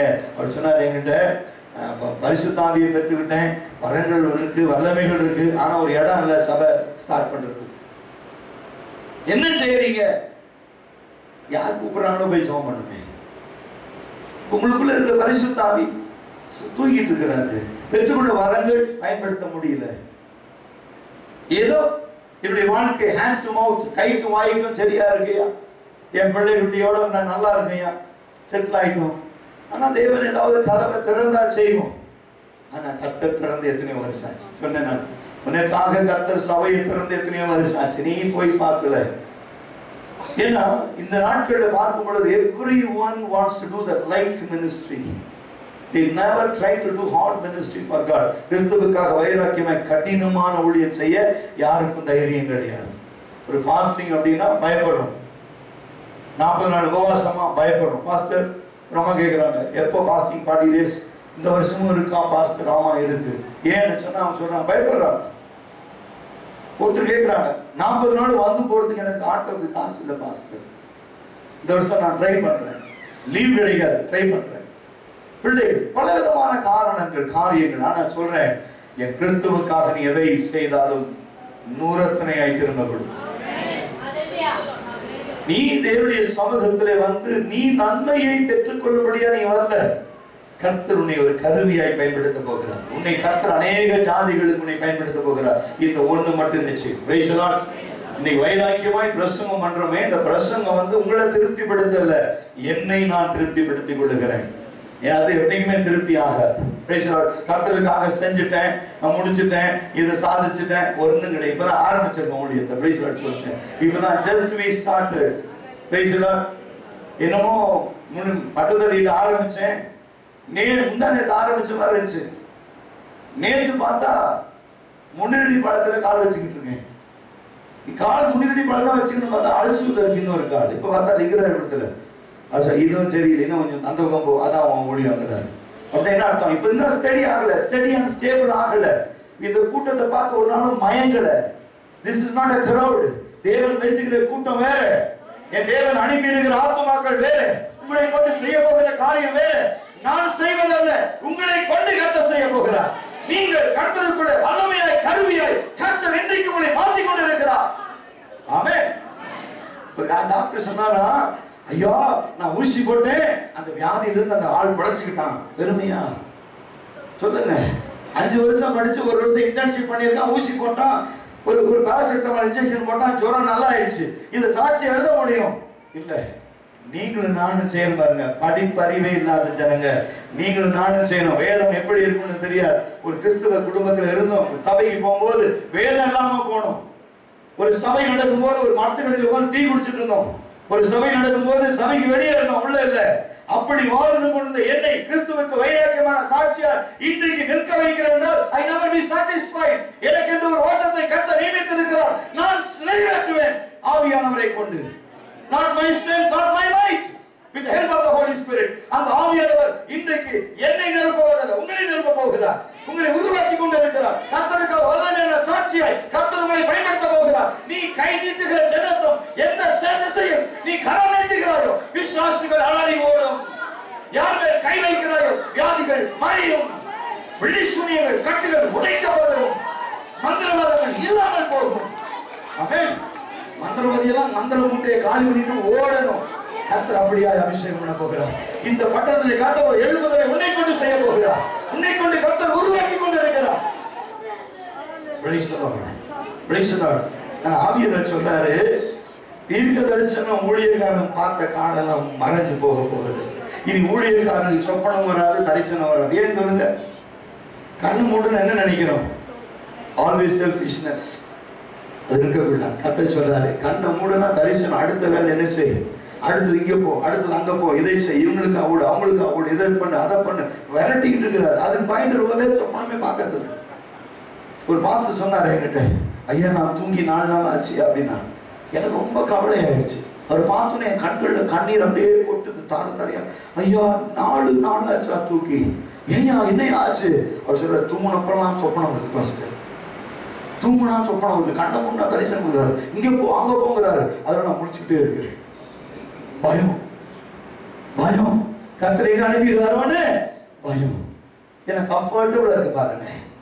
இந்த பக்கம் 2 ஏசி, அந்த பக்கம் வந்து எக்ஸாஸ்ட் ஃபேனு, ஒரு 15 ஃபேனு, அப்படியே ஜனங்க வந்துருக்குறாங்க. போதும் ஆண்டவரே, இப்படியே நான் ஓட்டிடுவேன் காலத்தை. இல்லைங்க, கர்த்தர் இன்னும் வைராக்கியமோட சொல்றாங்க. வைராக்கியமோட சொல்ல, அழிந்து கொண்டிருக்கிற ஆத்துமாக்களை எடுத்து நிறுத்தும்படியாய், மரணத்திற்காய் நம்பிக்கையில்லாம ஓடுகிற ஆத்துமாக்களை ஜீவனை கொடுக்கும்படியாய், அந்த அதிகாரத்தோடு கர்த்தருடைய வார்த்தையை சொல்லும்படியாய் அபிஷேகம் உனக்கு மேல் எனக்கு இறங்கி கொண்டிருக்கிறது. நிக்கியா துமி கராதியா பரஷக பலுபியா மரதுமியா குருபி மகலுபி ஹந்தர ஹபுருபி கராதியா.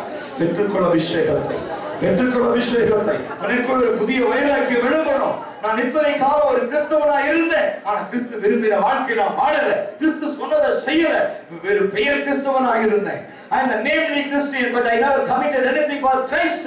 Right now, I want to do great things for my Christ, who died on a cross for me, myself. எனக்காக, என் பாவங்களுக்காக மரித்த இயேசுவுக்காக நான் ஏதாவது செய்யணும்பா, ஏதாவது செய்யணும்பா, ஏதாவது செய்யணும்பா. என்னை எடுத்து பயன்படுத்துங்க, என்னை எடுத்து நடத்துங்கன்னு சொல்லுகிற அப்படிப்பட்டவர்களை கர்த்தர் விரும்புகிறார். நான் சொன்ன நேம்லி கிறிஸ்டியன், இன்னைக்கு கர்த்தர் இன்னைக்காக ஒரு கன்வர்ஷன் நமக்குள்ள வரப்போகுது, ஒரு மனமாற்றம் வரப்போகுது. இது கன்வர்ஷன் பிரச்சாரிக்கல்ல, எனக்கு வேணும், எனக்கு வேண்டும். நான் மனம் மாறணும். இத்தனை காலம் என் சுயத்துல வாழ்ந்த நாட்கள் இருந்து நான் மனம் மாறணும். இயேசுவுக்காய் ஓடணும், பெரிய காரியத்தை செய்யணும். என்னை இயேசு அழைப்பாரா?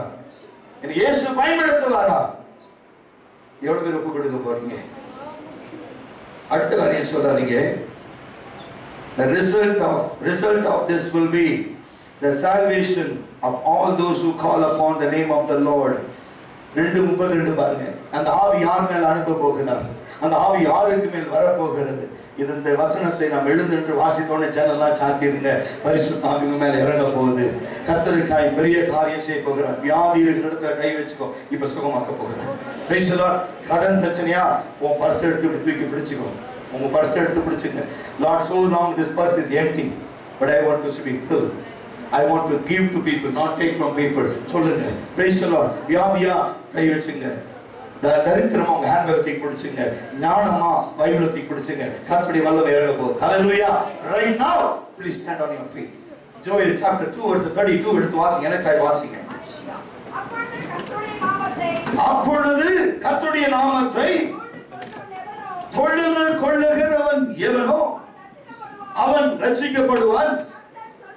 கர்த்தர் சொன்னபடி சீயோன் பர்வதத்திலும் எருசலேமிலும் கர்த்தர் வரவழைக்கும் மீதியா இருப்பவரிடத்திலே ரட்சிப்பு உண்டாகும். ஹalleluya. 32 சொல்றாரு, and it shall come to pass that whoever calls on the name of the Lord shall be saved. Praise the Lord. அவருடைய நாமத்தை கூப்பிடுகிற யாவர் மேலும் இந்த விடுதலை கடந்து வர போகிறது. இந்த ஆசீர்வாதம் கடந்து வர. ஒரே ஒரு நிமிஷம், ரொம்ப நேரம் உன்னை நிக்க வைக்க போறது இல்ல. நீ கூப்பிடு, பெற்றுக்கொள் இந்த இடத்துல. Praise the Lord. You call the name of the Lord, you will receive the salvation, you receive the healing, your transformation. இன்னைக்கு ஒரு பெரிய மாற்றம் உனக்குள் உண்டாக போகிறது. ஒரு பெரிய வல்லமை இறங்க போகிறது. இது தேவ ஆவியினால் உண்டாக போகிறது. பெற்றுக்கொள், பெற்றுக்கொள் அபிஷேகத்தை, பெற்றுக்கொள் அபிஷேகத்தை. Whoever call on the name of the Lord shall be saved. These sign of God's judgment or discrimination of this who call continually for their sin. They are however sign of redemption and deliverance for those who turn to the Lord. தேவனிடத்தில் திரும்புகிற உனக்கு மேல் இந்த வல்லமை கடந்து வரட்டும். ஒப்புக்கொடுங்க. ஒப்பு கொடுங்க. ஆவியானவரே, என்னுடைய வியாதி தடையா இருக்குப்பா, கஷ்டம், பண கஷ்டம் தடையா இருக்குப்பா, குடும்பம் தடையா இருக்குப்பா, என் பிள்ளை கீழ்ப்படியாத பிள்ளை தடையா இருக்காப்பா, மறைவாய் தாய் தகப்பனுக்கு மறைவாய் பல அக்கிரமத்தை நிறைவேற்றிக் கொண்டிருக்கிற வாலிப பிள்ளையே, கர்த்தர் உன்னோடு பேசுகிறார். மனம் திரும்பு. ஆவியான உனக்கு மேல் இறங்கிக் கொண்டிருக்கிறார். இன்றைக்கு ஒரு வல்லமை உனக்கு மேல் இறங்க போகிறார். உன் வாழ்க்கையை அழித்துக் கொள்ளாது. கர்த்தர் கிருபையை கொடுத்து ஆசீர்வாதத்தை இழந்து போகாது. கர்த்தருடைய பலன், கர்த்தருடைய வல்லமை, கர்த்தருடைய கிருபை இன்றைக்கு உனக்கு மேல் இறங்கி வரட்டும். பெற்றுக்கொள் அபிஷேகத்தை. Receive the power of God. Yes. Receive the power. Receive the power. பெற்றுக்கொள். Heal in the name of Jesus. சரீர சுகம் இப்பொழுது உண்டாகட்டும். பலவீனங்கள் மறையட்டும். செய்கைகள் உடைக்கப்படட்டும். மந்திரவாதங்கள் நொறுக்கப்படட்டும். இயேசுவின் நாமத்தினால் பரிசுத்த ஆவியை பெற்றுக்கொள். Receive the anointing of Holy Spirit. புதிய பாஷை இதுவரைக்கும் உன் வாயிலே வராத வார்த்தைகளை இப்பொழுது இயேசுவுக்குள் அனுப்புகிறார். ஆவியானவர் உனக்கு அனுப்புகிறார். Receive it right now. You are the vessel, chosen vessel for God. You are the chosen vessel of God. Right now. Receive it right now. பெற்றுக்கொள். அக்னி நரசமியம் துரு ஈவது தியம் உக்கமௌக்கரது. Receive right now. Receive it right now. பெற்றுக்கொள்.